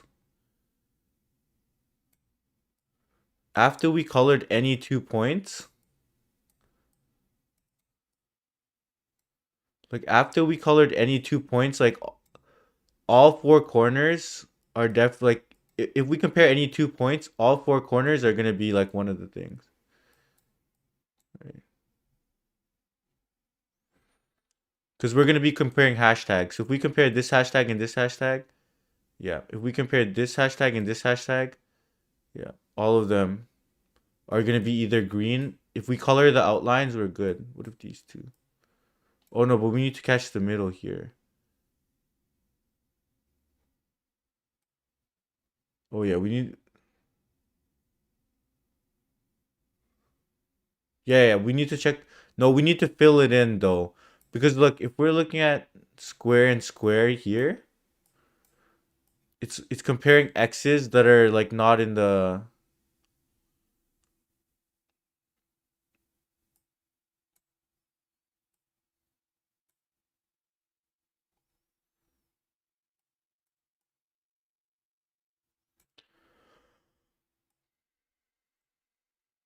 But how do we know how to fill it in? Because look, this square and square, it can form an area. And who knows if like one of the interior ones is actually the largest. Like, or like this one and this one. Yeah, the result includes okay, the result already includes like one of the middle. So we need to know we need to kind of fill in the middle. The we kind of need to fill in the middle because the result contains the middle.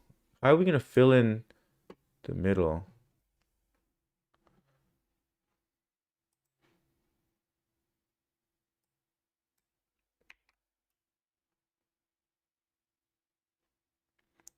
Okay, we can like flood fill from the outside. We can like put these ones and then just fill in from the outside until we hit the barriers.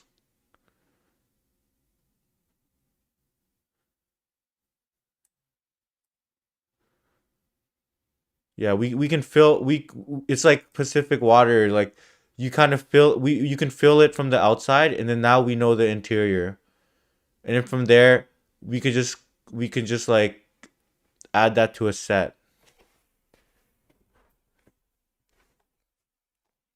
Okay, let's implement that. I think that would actually work.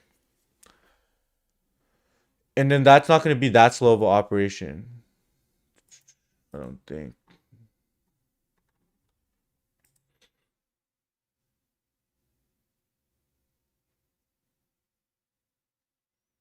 Wait.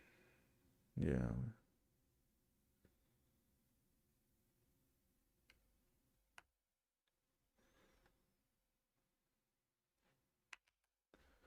But the input, what is the grid?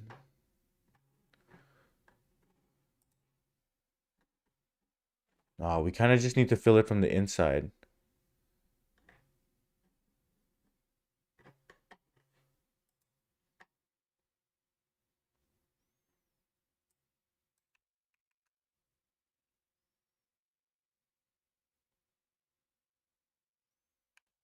Let me think.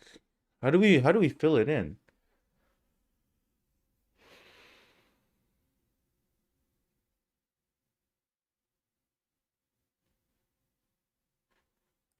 Okay, we might get ideas from like looking at the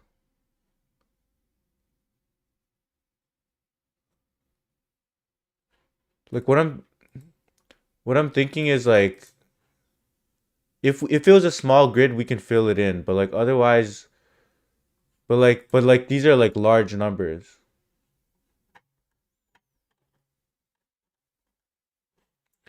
So what we need to do is just like figure out how to fill all these elements in.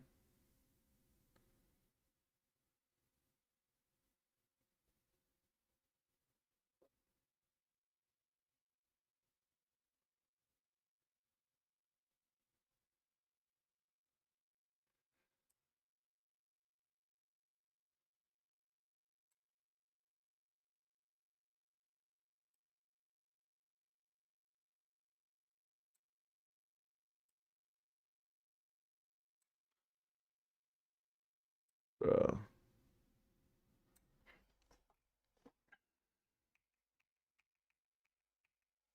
This is a good one.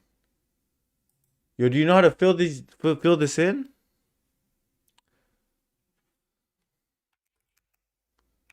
Paul, what are you thinking?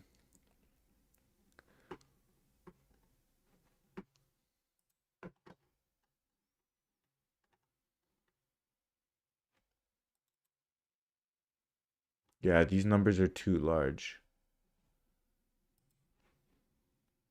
Okay, how do we check if a point is like how do we know that this point is gonna actually be green without like pre-computing it?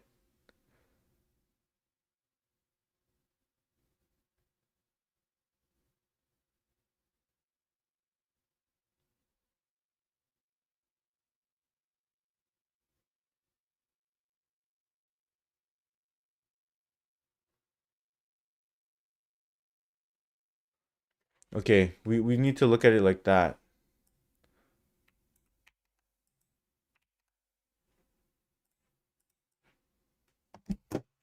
Yeah, drop my oh.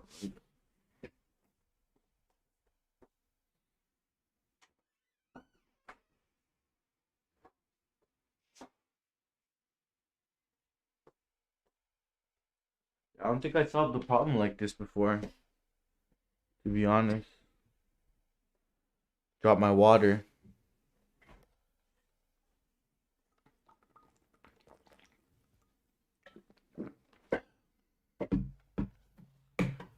Need to think about this a bit. Oh, oh no.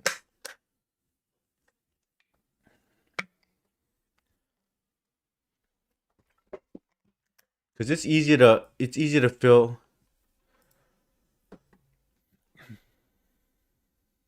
by a straight line of green tiles. The list wraps of the first red tiles also. Okay, we connect this.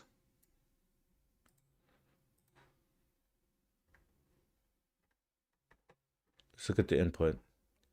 I think we just need to simulate the input, then it might jog our memory. 7-1.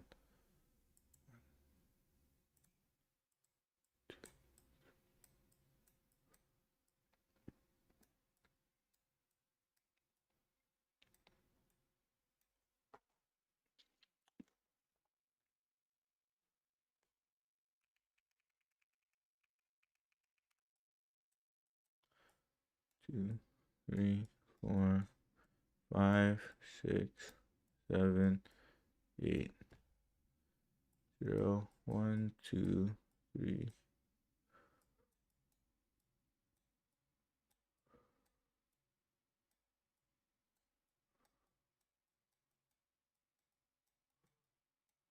Okay, 7-1 and 11. 11-1. 11-1 and 11-7. 11-1.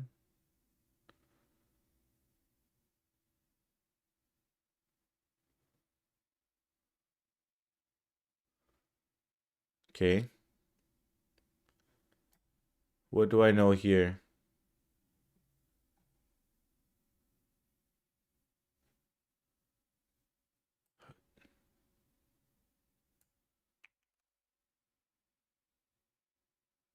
What do I know here? Like, how do I fill in the middle? Okay, 11-1 connects to 9-7. 9-7 connects to 9-5. 9-5 connects to 2-5. 2-5 connects to 2-5.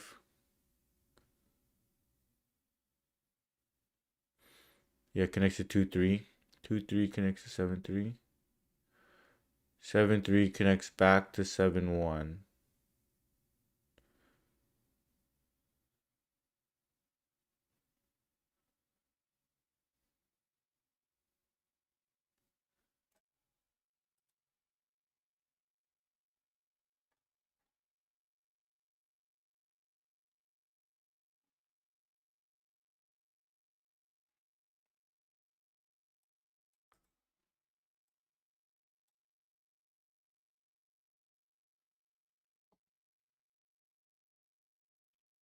Yeah, this is so funny.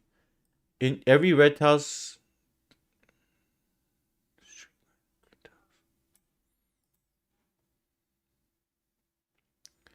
So I wonder if we could just like push this. Push the neighbors.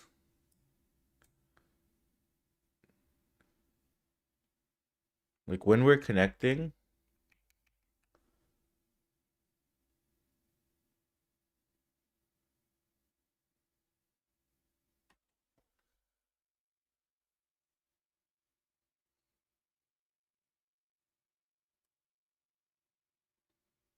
Oh, we could start filling in from the corners. Because we know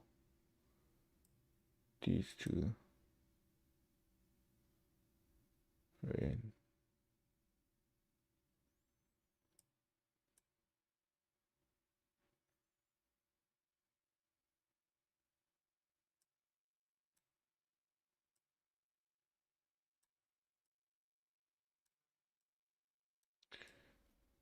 Yeah. It's gonna if it's like has at least.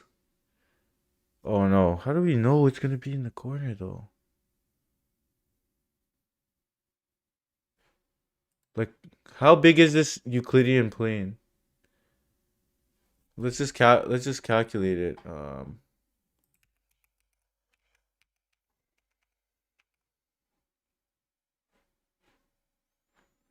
We'll see the minimum x and the minimum y.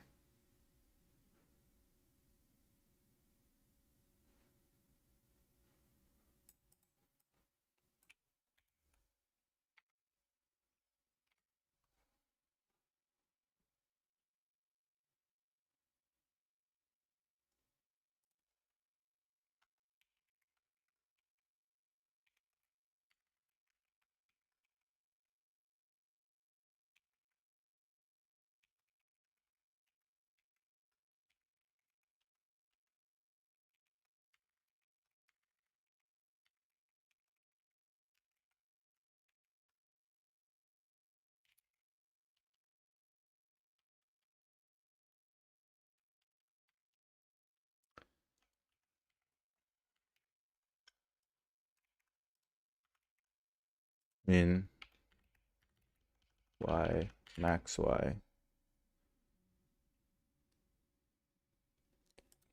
Then we'll do min x equals min of min x and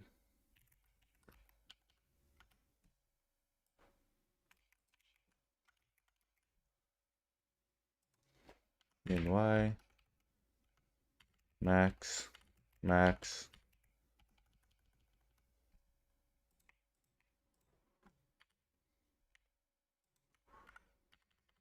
max,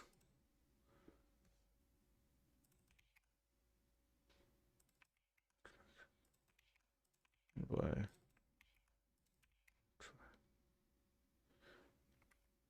So we're going to always look for the min.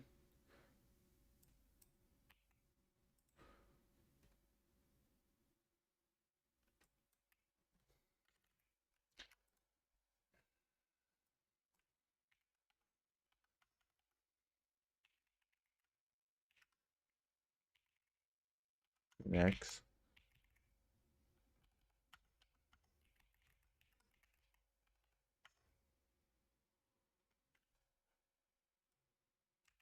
I'm just trying to see like the coordinates, like the size of the grid.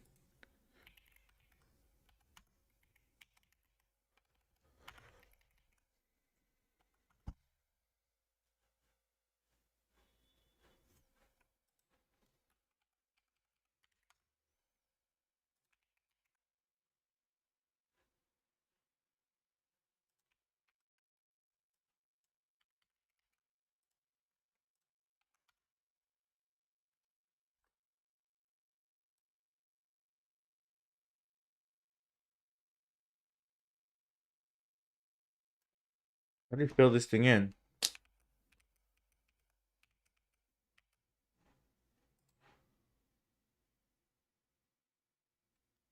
Because now it's enclosed.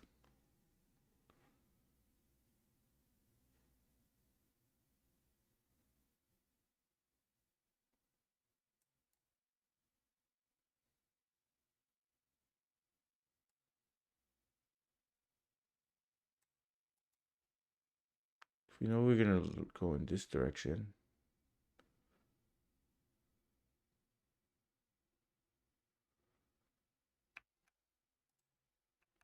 It's not crazy. It's like just 10,000.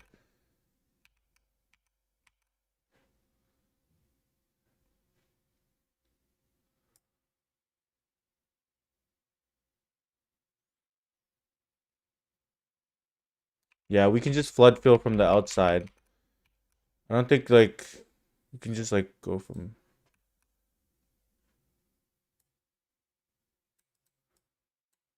like literally just flood fill starting 0, 0. And then just like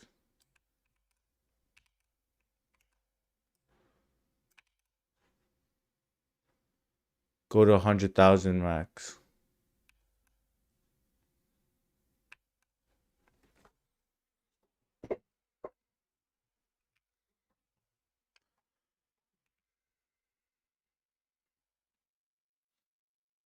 For point and input string split.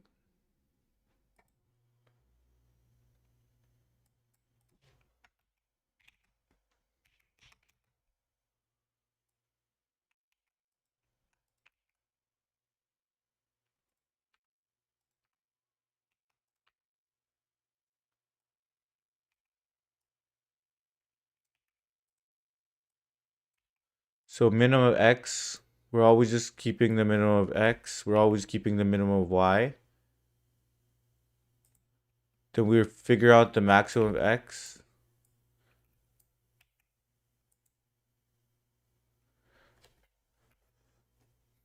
So now we know that the grid is like 0 to 0 and like 10. We can just go like 10k.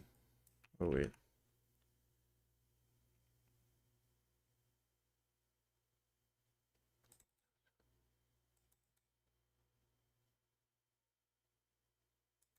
Okay, the minimum x and the maximum x.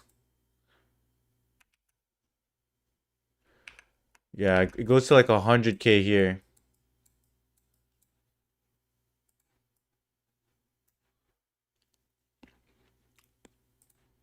and like 100K here.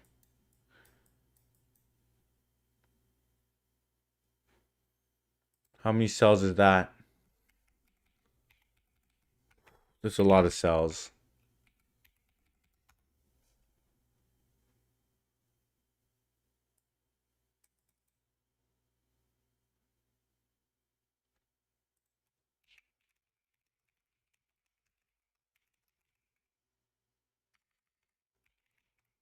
To run.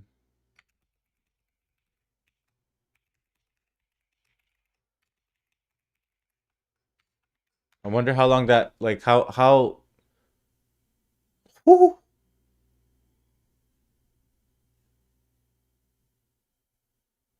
Could take 3 minutes. Yeah, it's not possible. We have to kind of fill it in from the inside.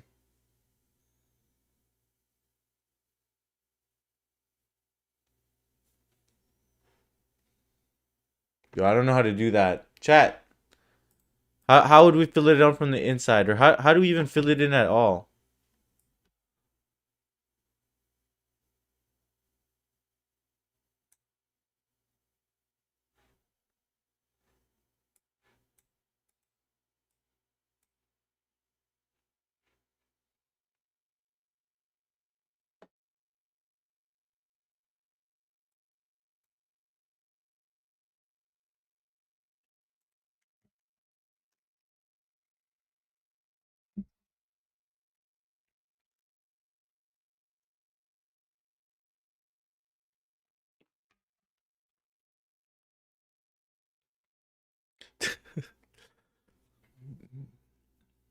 Yeah, I agree, man. Did you finish this question? Bro, who said he did it? Where's this guy at?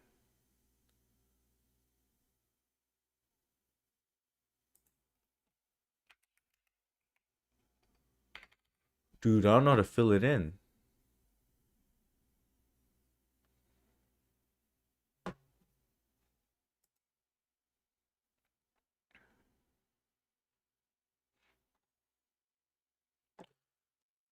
Bro, Paul, how do we fill in this?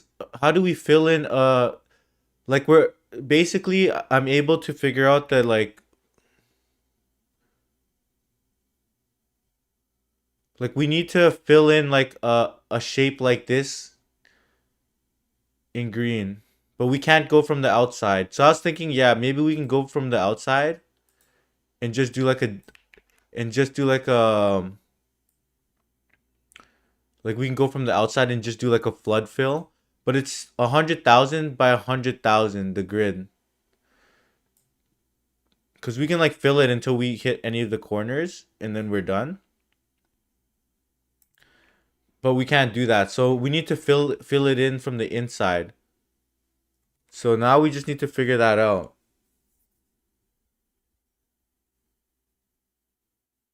Like just fill in.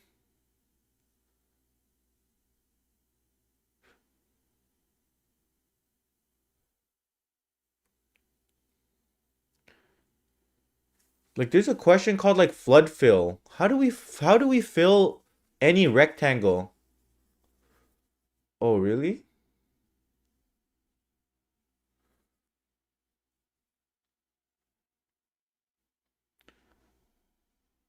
How do we fill any like it doesn't need to be any if it's a rectangle it's easy. You just go like that.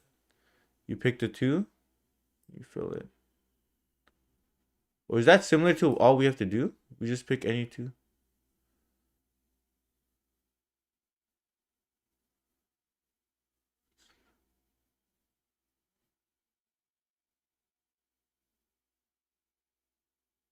Nah. Because if we pick these two rectangles, we can't fill it.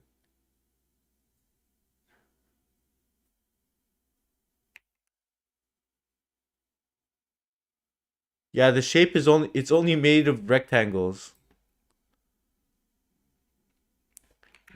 Dude, like I want to do a BFS. I want to do a BFS, but the thing is, like, how do I know which directions to push in? Do I just push in? What if because suppose like I do a BFS and I push in these neighbors.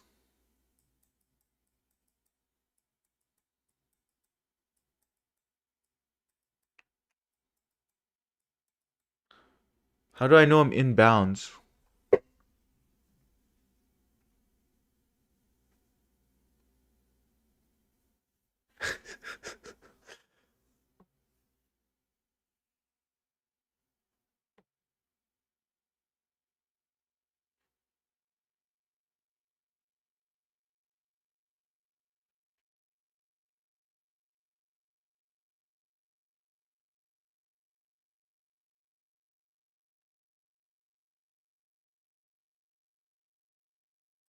What if this one connects here? Connects here.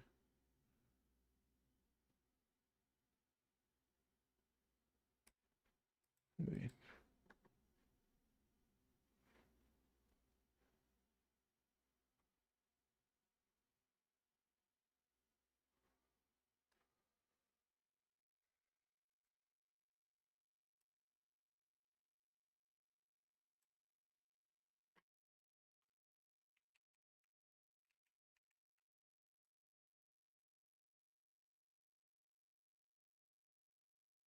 Like that.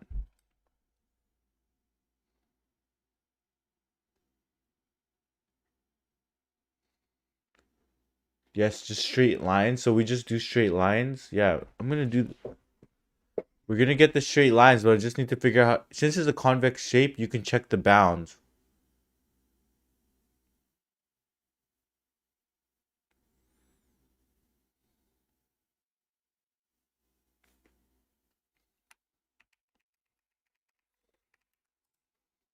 Paul, essentially, this is what it does. First off, all it does is gives you the different points, right? Let's see.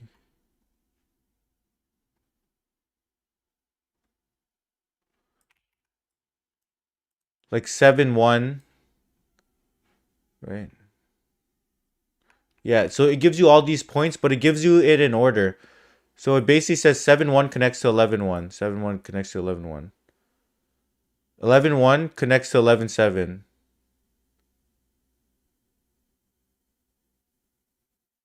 And then 9-7, 11-7 connects to 9-7. 9-5. So definitely I'll be able to like connect these. And they're like these are all adjacent to each other.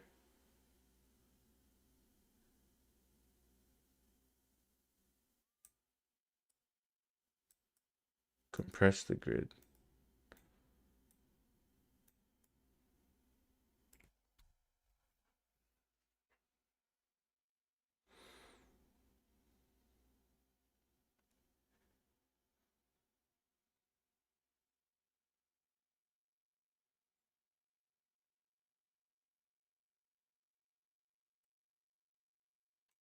Oh, you're right. Maybe if it sees it twice. So this is what we're gonna do. We're gonna connect here and we're gonna put like we're gonna mark all the neighbors with red while we're connecting.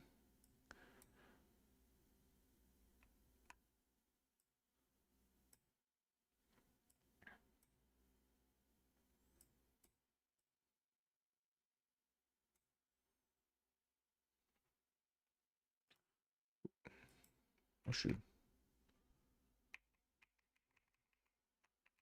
This is what we're gonna do. Maybe like yeah, like as we're connecting the line, we're gonna draw the neighbors with red. Right?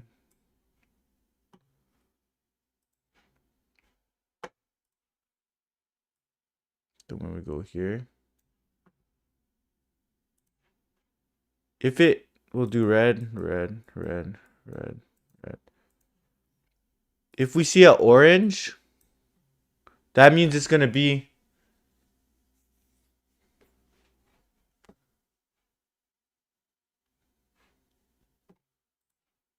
red, red, red. Like if we see it twice, then we know it's gonna be a point. Go blue.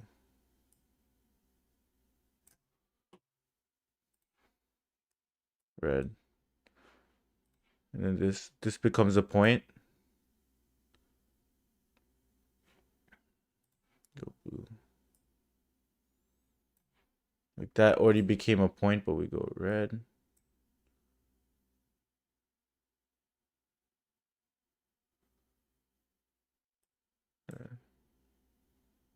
Okay, so we need to count these points too.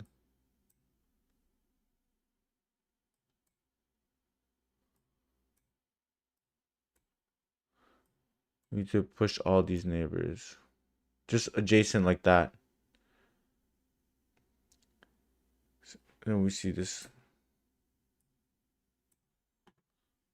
Does that work?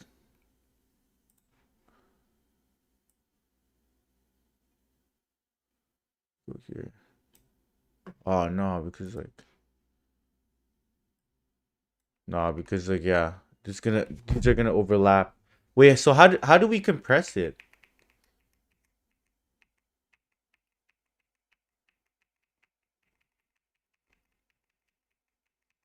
Maybe we can think of it like layer by layer. We know that when we connect here, it's gonna be a layer.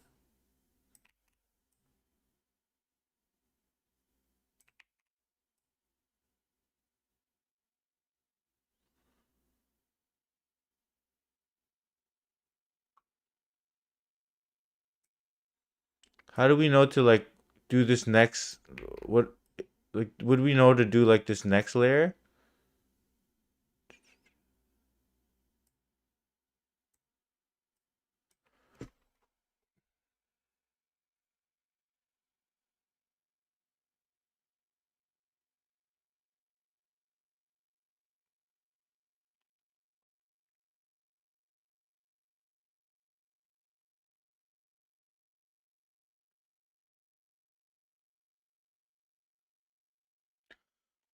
Yo, if we did BFS from the outside, if we did BFS from the outside and we use multiple threads, I feel like it could fill it up way faster. Like one just filling here. It's not IO bound, is it? This one was filling it. Then it just uses the shared thing. Like if we're using some other programming language, it would just if we can just fill out from the outside, from the four corners, and they will just fill theirs out independently. And then they'll all like converge. If we had multiple threads, it would finish faster.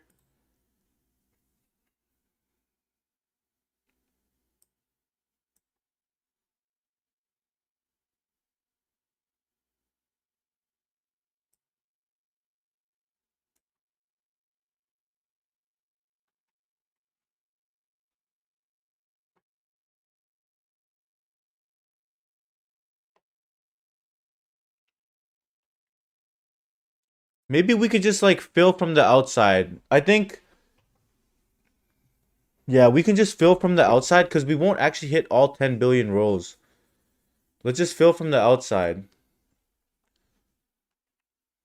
So we could just like perform like a BFS. It won't actually hit 10 billion rows probably. And it says it's only going to take like a 3 minutes to run. Then we'll just save that for like, we'll save that set somewhere. As long as like I don't care how long it's gonna take to run as long as it finishes running, you know what I mean? So we could start at 0, 0 and just do a BFS, flooding everything in, and if it hits a corner, we're good. And like the out of bounds is like 10K or 100K. So like and then we know like who's a tile or not.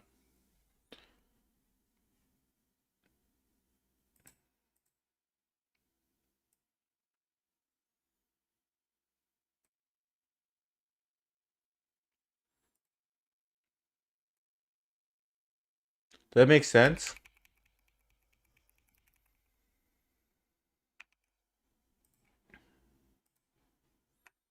So let's just implement this real quick.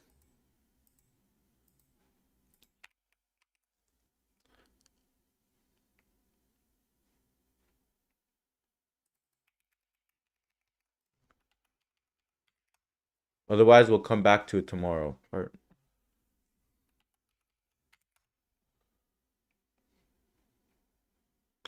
what we're gonna do is we're given the points.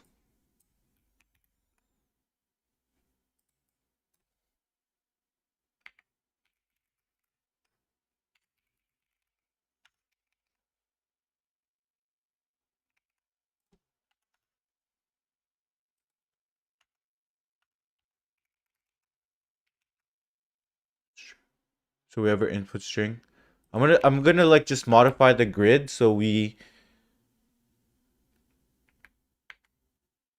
gonna create a grid.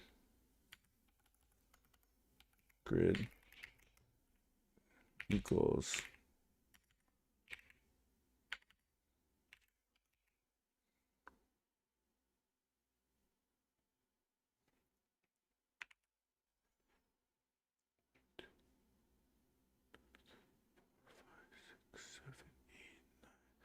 one, 2, 3, 4, 5, 6, 7, 8, 9, 10, 11, 12, 13, 14.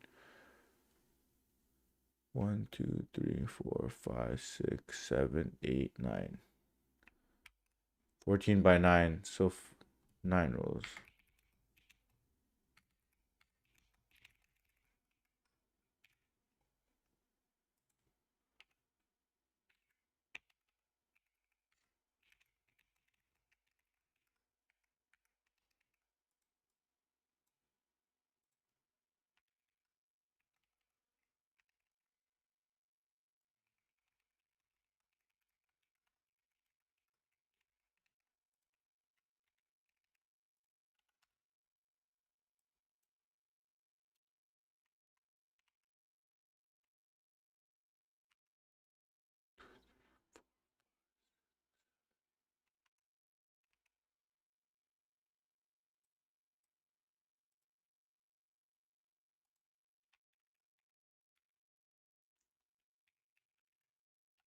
Sure.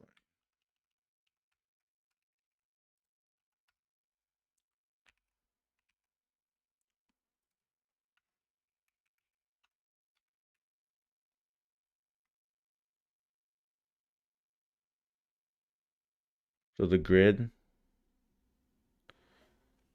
there's actually Y. X.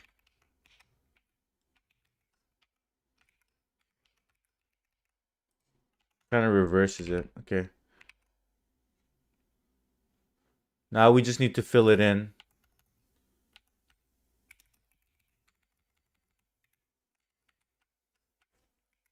Fill in the borders for I range length points.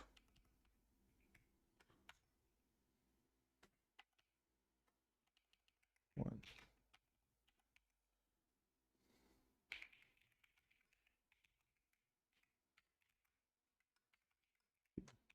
equals points at I minus 1 point.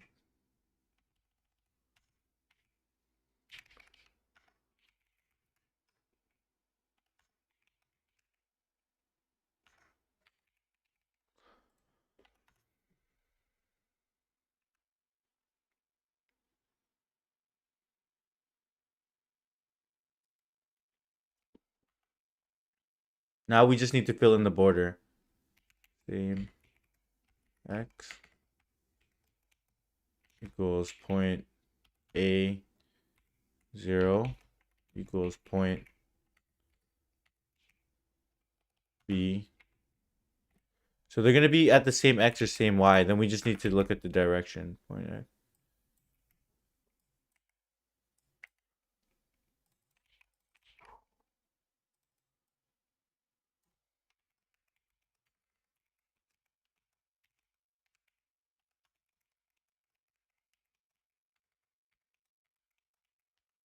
Yo, Paul, it turned up on us quick, huh? Same y. Oh no, it's reversed, yeah. Same x, same y.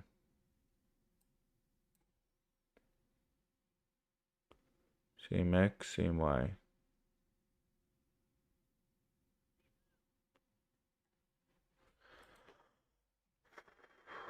Okay.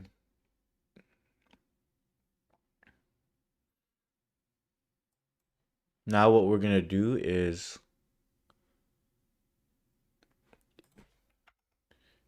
if same x, then we're going to do one thing.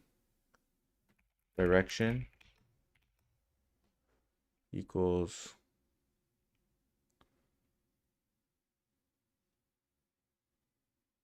if it's the same x, then we're going to do point.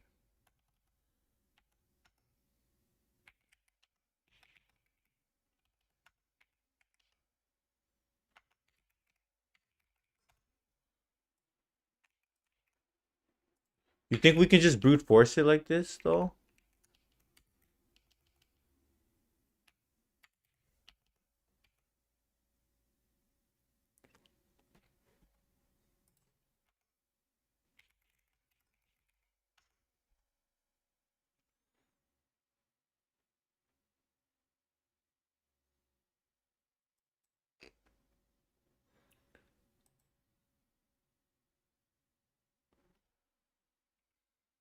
-1 if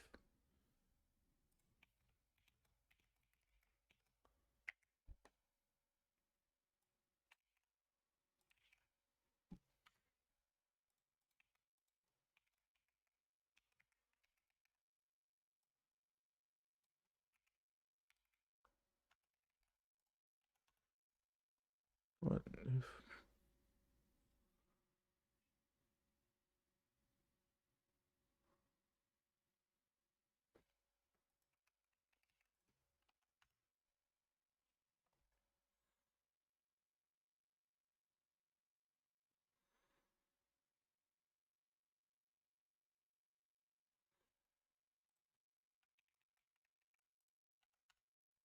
but increase the columns.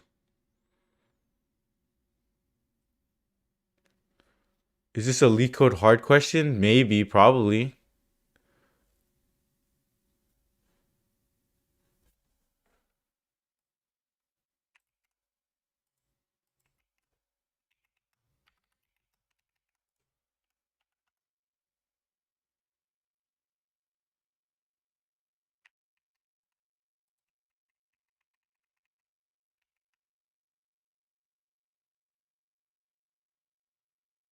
Point A.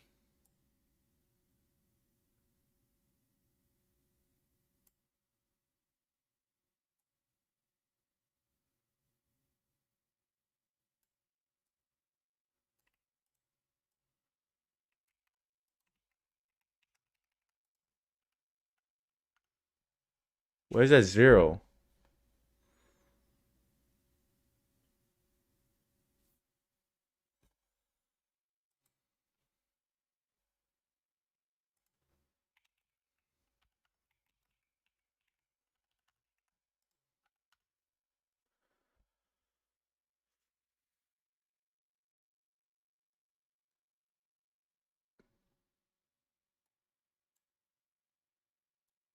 Oh, okay, because we have to. Okay, they're on the same Y.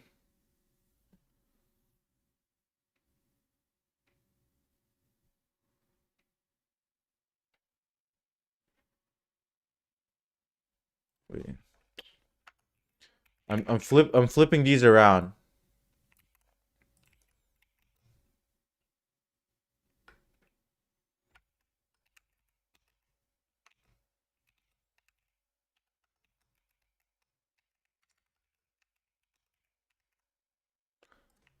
Let's just make sure. It gets trippy when you're using rows and columns and then you switch. Okay, these are in the same. These aren't on the same X or in the same Y.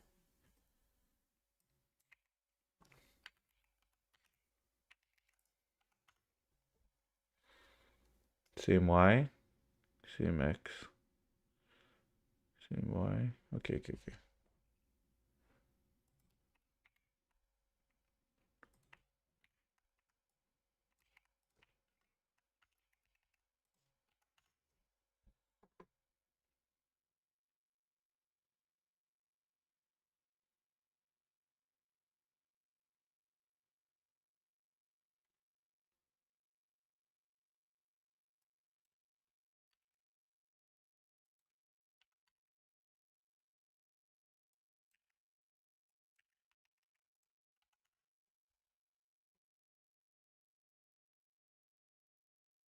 point A.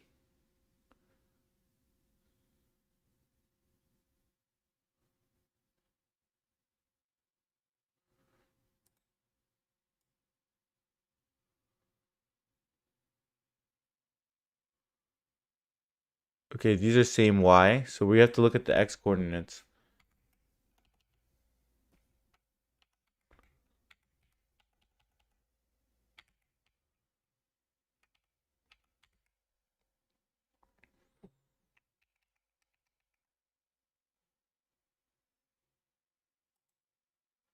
Oh, we just have to flip these.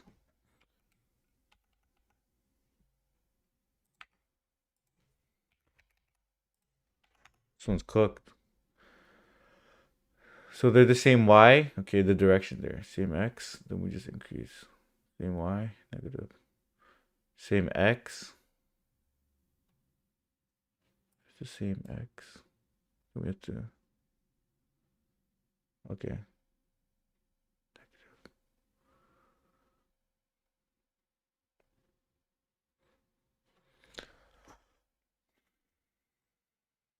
Now we just need to fill it in. Wow.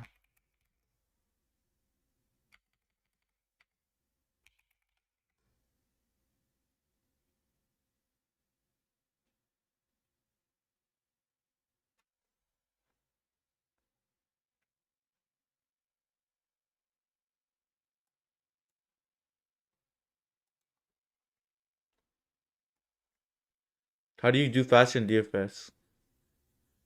So now we connect these. We go.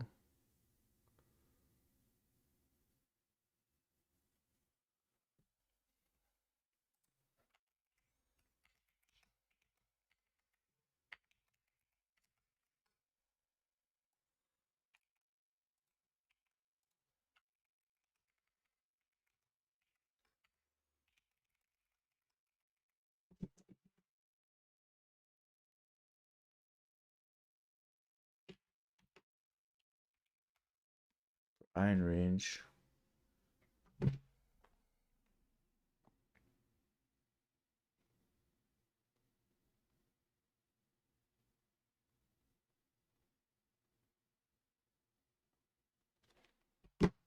How do you figure out fast in DFS?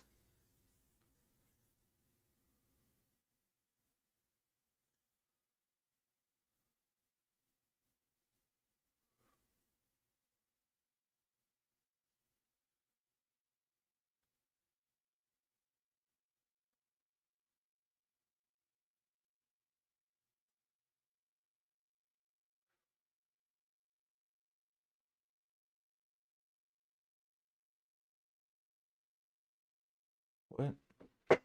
I just checked pairs of points, and if none of the other points were inside the rectangular generated by the 2 points.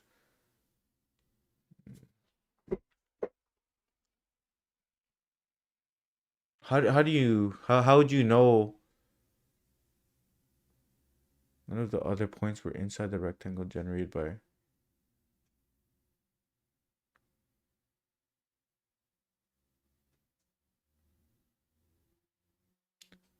How do you know if the other points were inside the rectangle generated by the 2 points?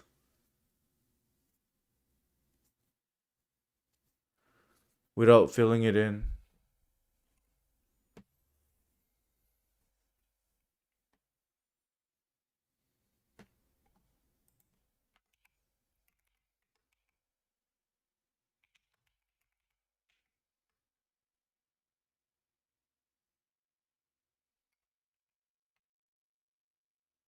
If it's on the same X, then we need to go.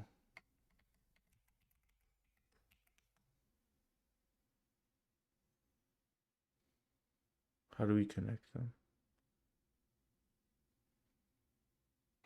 This one's gonna be on the same Y.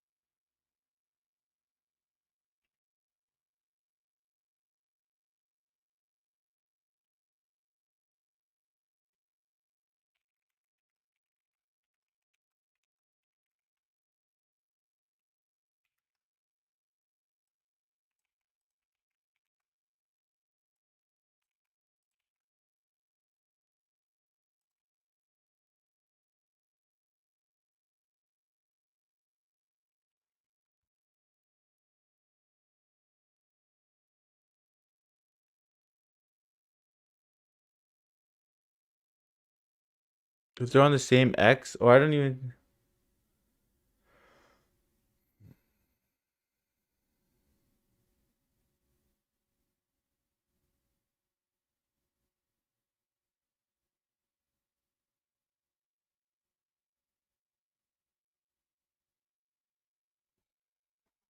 This question is cooked.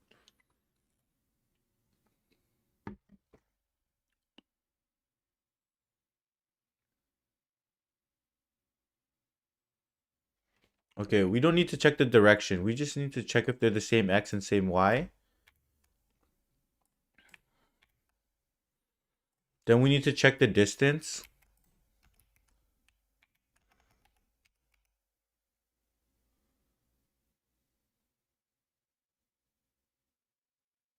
Then we need to figure out the one that's on the, if it's on the same Y,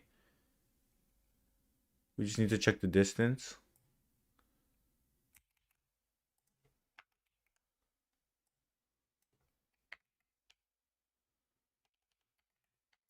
Then we need to find the leftmost.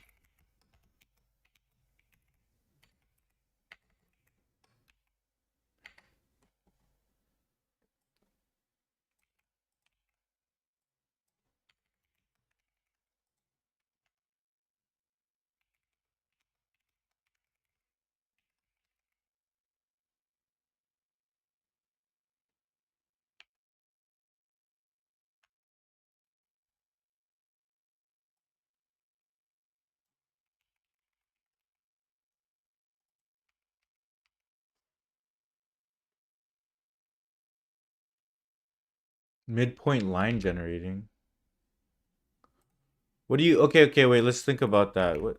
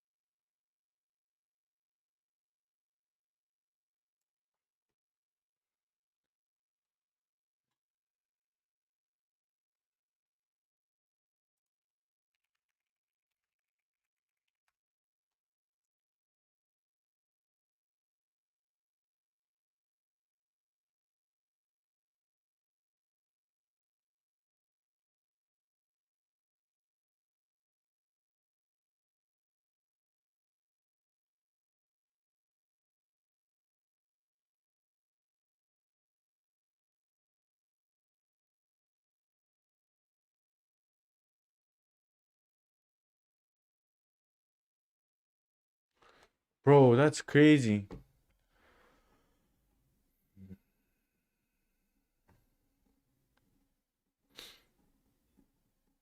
I've never took a class like this.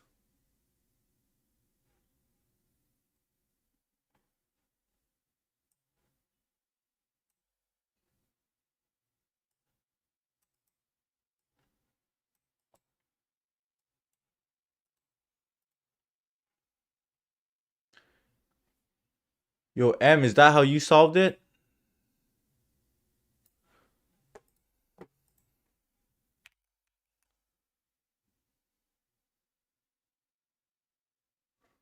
Holy crap, raycasting is tweaked.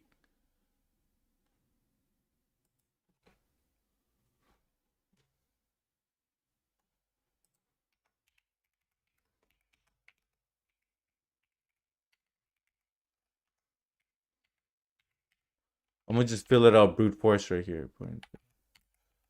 I'll look that up in a sec if I can't fill this in. For I and the range distance,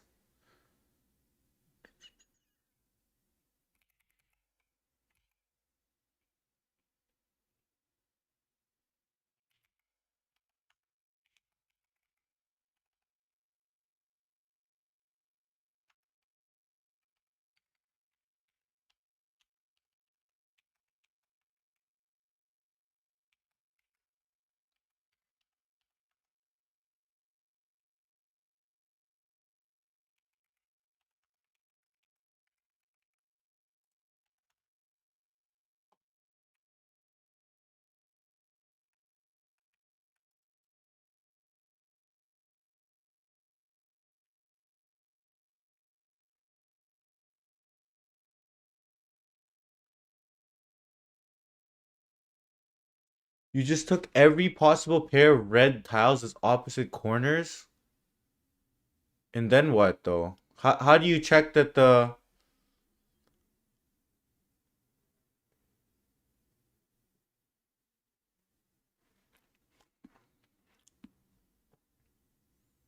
how do you check that the other four corners are in like in the thing?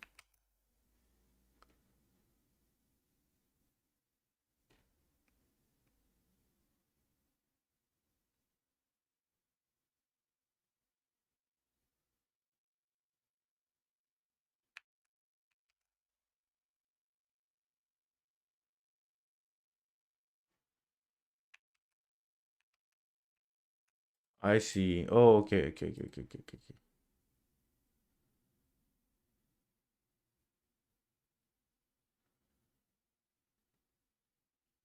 I see.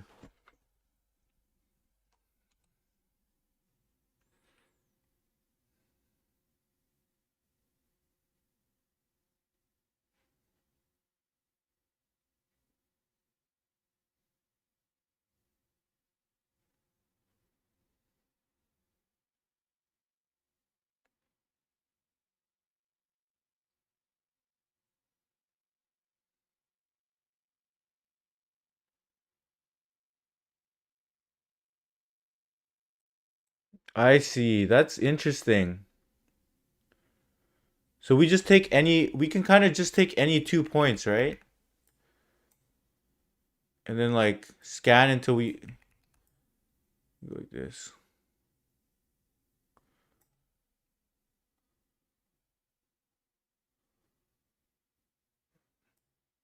We could just scan.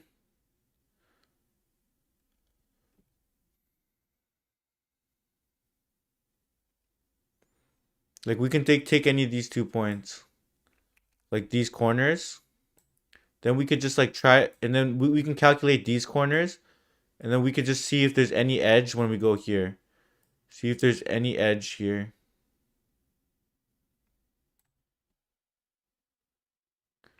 See if there's any edge going here.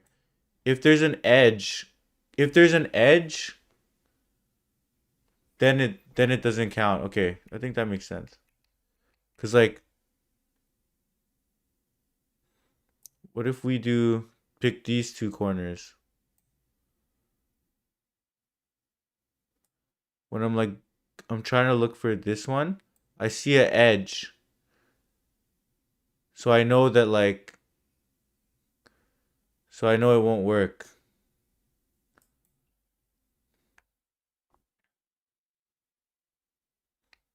If I go here, I don't see any edges. If I go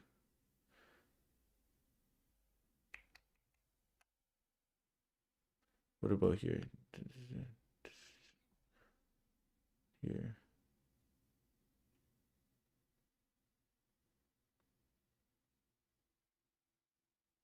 But I see an edge here. Not really though. Wait, what? How do we capture this though? Okay, we. Oh man, this is crazy.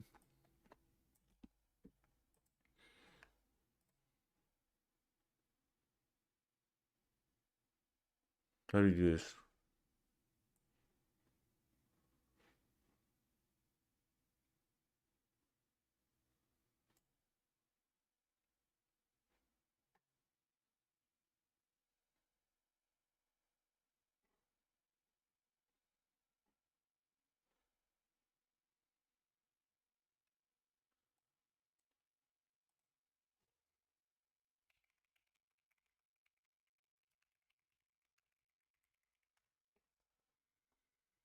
Dude, this is a good algo. This is just 2D though.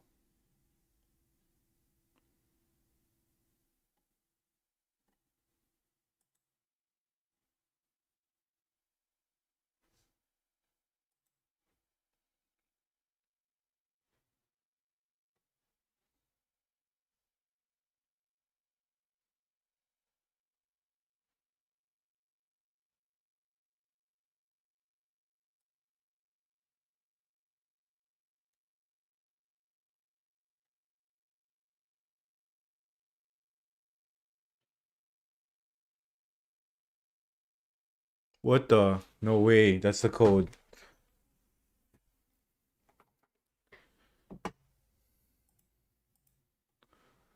No way. That's the code.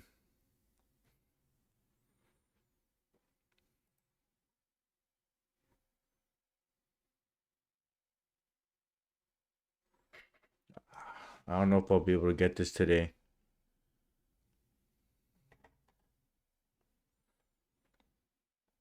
All right, chat.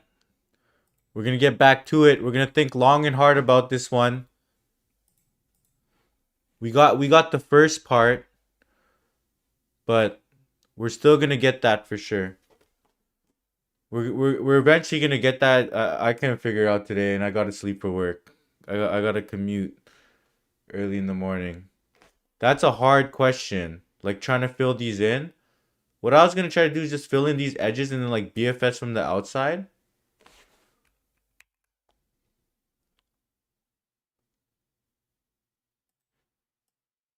And then like try to fill it in, but we kind of need to like fill it in. Yeah, dude, this like ray tracing. I need to figure that out. Yo, Paul, send me some stuff related to that. I'll read up on it and then hopefully we can implement it tomorrow. But man, we got folded. We got folded.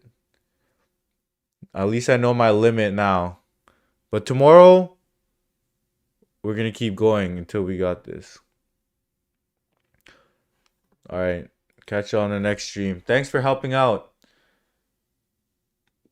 We spent about an hour and a half in that, but made some progress, but couldn't get it. But yo, Paul, send me some notes on that. I'll see y'all in. I might see you in the office on Wednesday. But peace. Thanks for tuning in.